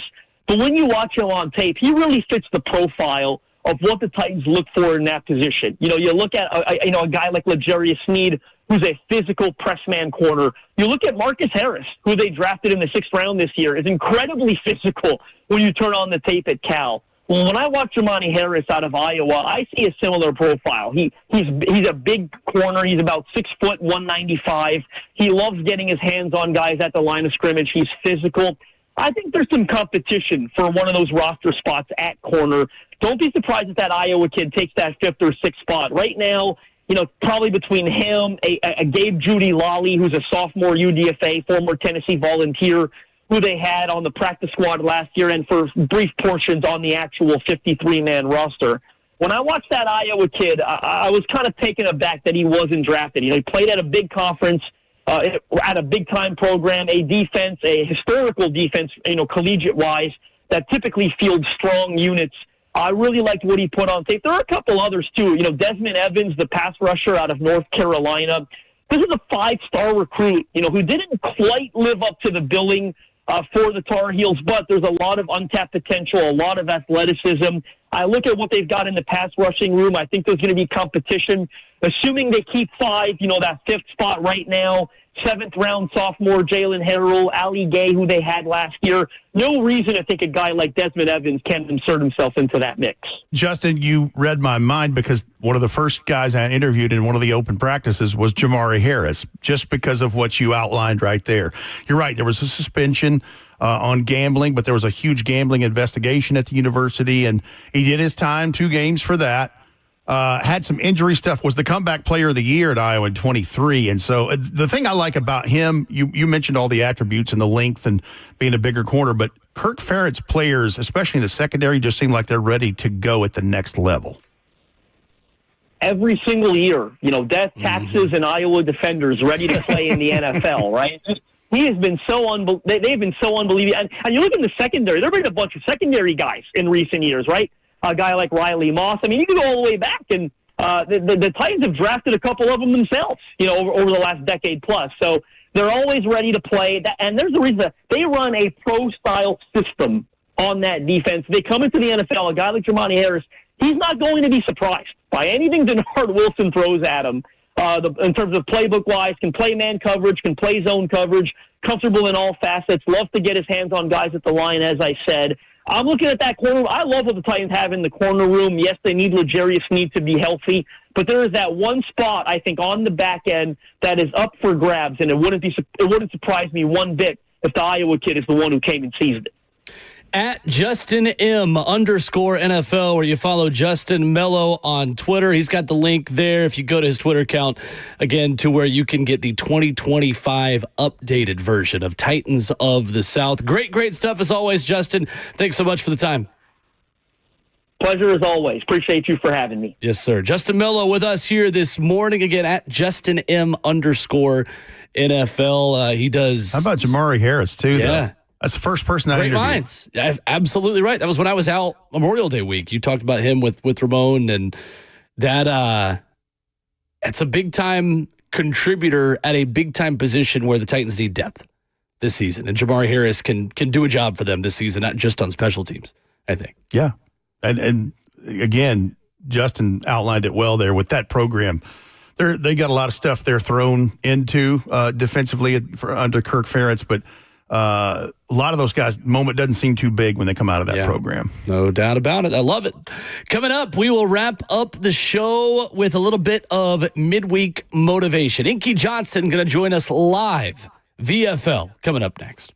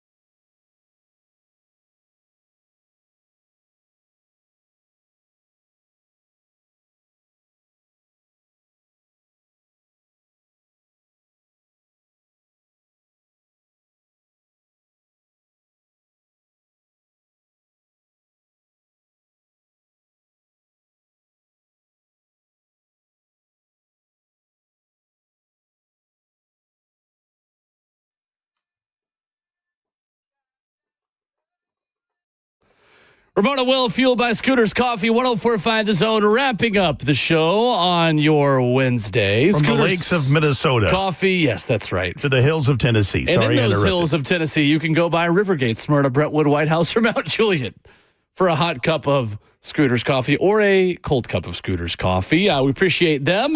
Appreciate Zach Lyons yesterday and Rhett Bryan Monday and today for filling in for the Big Ragu. It's been a fun couple shows with you. It very much has. And our CEO, Mary Berner, gave everybody the day off tomorrow to butt up with the fourth holiday we already had off. So I was like, let's help you and Biggie and let's get through this and start the festivities. I'm going to go find some fine meats to grill for the holidays. I'm going to go procure said meats when we get done here. So here we go. I love it. Do a little steak, little burger, little dog. Not doing anything fancy. I'm not smoking. I want to do less is more. I want to do some quality items. There you go. And less time involved. Nice. 'Cause it's going to be hot this weekend, but the great thing all of the meteorologists say is the humidity is coming out of the forecast. Thank so it will be a dry heat. So it'll be hot, but it will not be the air that you wear that we normally talk about this time of year. And we have been experiencing this year already. It's been ridiculous. I know it's bad when we are getting up when we are at 5 a.m. and you go out to start the day and it's suffocating it before 6 a.m. And it was last week. No doubt about it. Saturday, we mentioned it yesterday. We talked about it with Lucas on the show, with myself and Zach. Nashville SC, Philadelphia Union, Saturday, 7 p.m. pregame, 7:30 kick with myself and Eddie Carvacho on the call. First versus third. One of the biggest games in Nashville SC's MLS history. Saturday. Nashville, with a win and a little bit of help, can be top of the table, top of the league. In the race for the Supporter Shield and the race for their first ever trophy in Nashville SC history with a win over Philadelphia, who's a little shorthanded with some players still with the U.S. men's national team. We hope the U.S. wins tonight against Guatemala, A, because go USA, B, because it would mean that a couple guys may not be in the team for Philly this weekend because they'd still be with the U.S. soccer team. But really excited to call this one Saturday. And if you are around Nashville, the weather's going to be nice. It's supposed to be a nice night Saturday night. Get to Geodis Park. This is your chance to see a really cool atmosphere and a really good game. The Clash at the Castle. That's right. Ooh, I may use that. You're welcome. That will be making my pregame open now for Saturday night. But no, if you are a soccer diehard, if you're not a soccer person, regardless, this is just going to be a really cool event and a really fun place to be Saturday night. It reminds me of periodic moments in Titans history where you feel like this is a regular season game, but gosh, it has so much more on the line. And there's been plenty of those. But when you tell me that it may be the biggest game in that building in the 5-year existence of Nashville SC, then I start paying attention. I'm like, okay. I think it is the biggest regular season game that has ever been played at Geodis Park. Wow. The League's Cup final and semifinal against Inter Miami and Monterrey, certainly right at the top of that list. But I think this is the biggest regular season game this building has hosted. And maybe that's a topic for you and Biggie next week as to fill some time is what are the biggest regular season games in Titans history at Nissan Stadium? I like it a lot. Quite a few. Sure. Absolutely. But yeah, that's going to be, God, that's a big match. It's going to be fun. First versus third, Nashville and Philly. What time are you on? 7 o'clock pregame, 7:30 kick. Okay. And you get tickets, NashvilleSC.com. Looking forward to that. Always look forward to catching up with our good friend Inky Johnson, who joins us now. It is a Wednesday that feels like a Friday for us with the next 2 days off, but we still need some midweek motivation in our lives. Inky, what's going on, my man? How are you? What's going on, guys? Doing great, man. Doing great. It's an honor to be on. How are you all? We're great. We're great. Better now. Absolutely. Awesome, man. Glad to hear it. Glad to hear it. I'm gonna get right into it, man. For a lot of us that travel, the past 2 to 3 weeks, just with weather, with different things happening, travel has been brutal. I was telling the guy yesterday, I said, man, I think, just over the past 3 weeks, I've probably had one flight that's actually been on time. And so I was leaving Chicago the other day. I had a speaking engagement. Everything went great, phenomenal. Get to the airport, and sure enough, flight get pushed back, to the point to where it gets pushed back like almost to midnight. It's late. People are frustrated. Everybody is tired in the airport when flights start getting delayed. And so we finally get on the plane.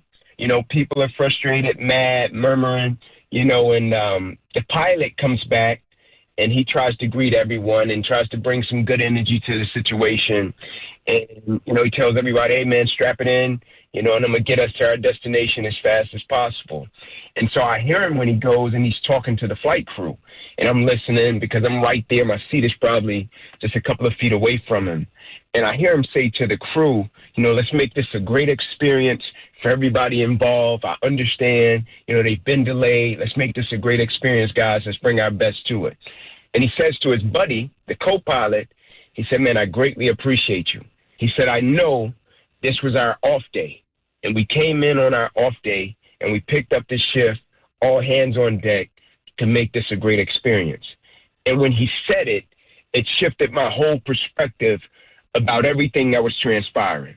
The adversity, the uncertainty, the opposition, flights being delayed. Because oftentimes when you're in the midst of something, you often just think about your situation, you being delayed. Man, I can't make it home one time. You hear other people, man, I'm going to miss my connection. Man, I can't make it home to this. You're just thinking about your situation. And I always tell people, sometimes you can't see the picture when you're in the frame. And when he said it to his co-pilot, I said, man, I wish everybody on the plane would have been able to hear that dialogue, because it changes things. Because I'm sure the pilot was at home with his family, his wife, his kids. It's his day off. But because of the nature of the situation, they made a sacrifice. They put all hands on deck so they can get there and get people home.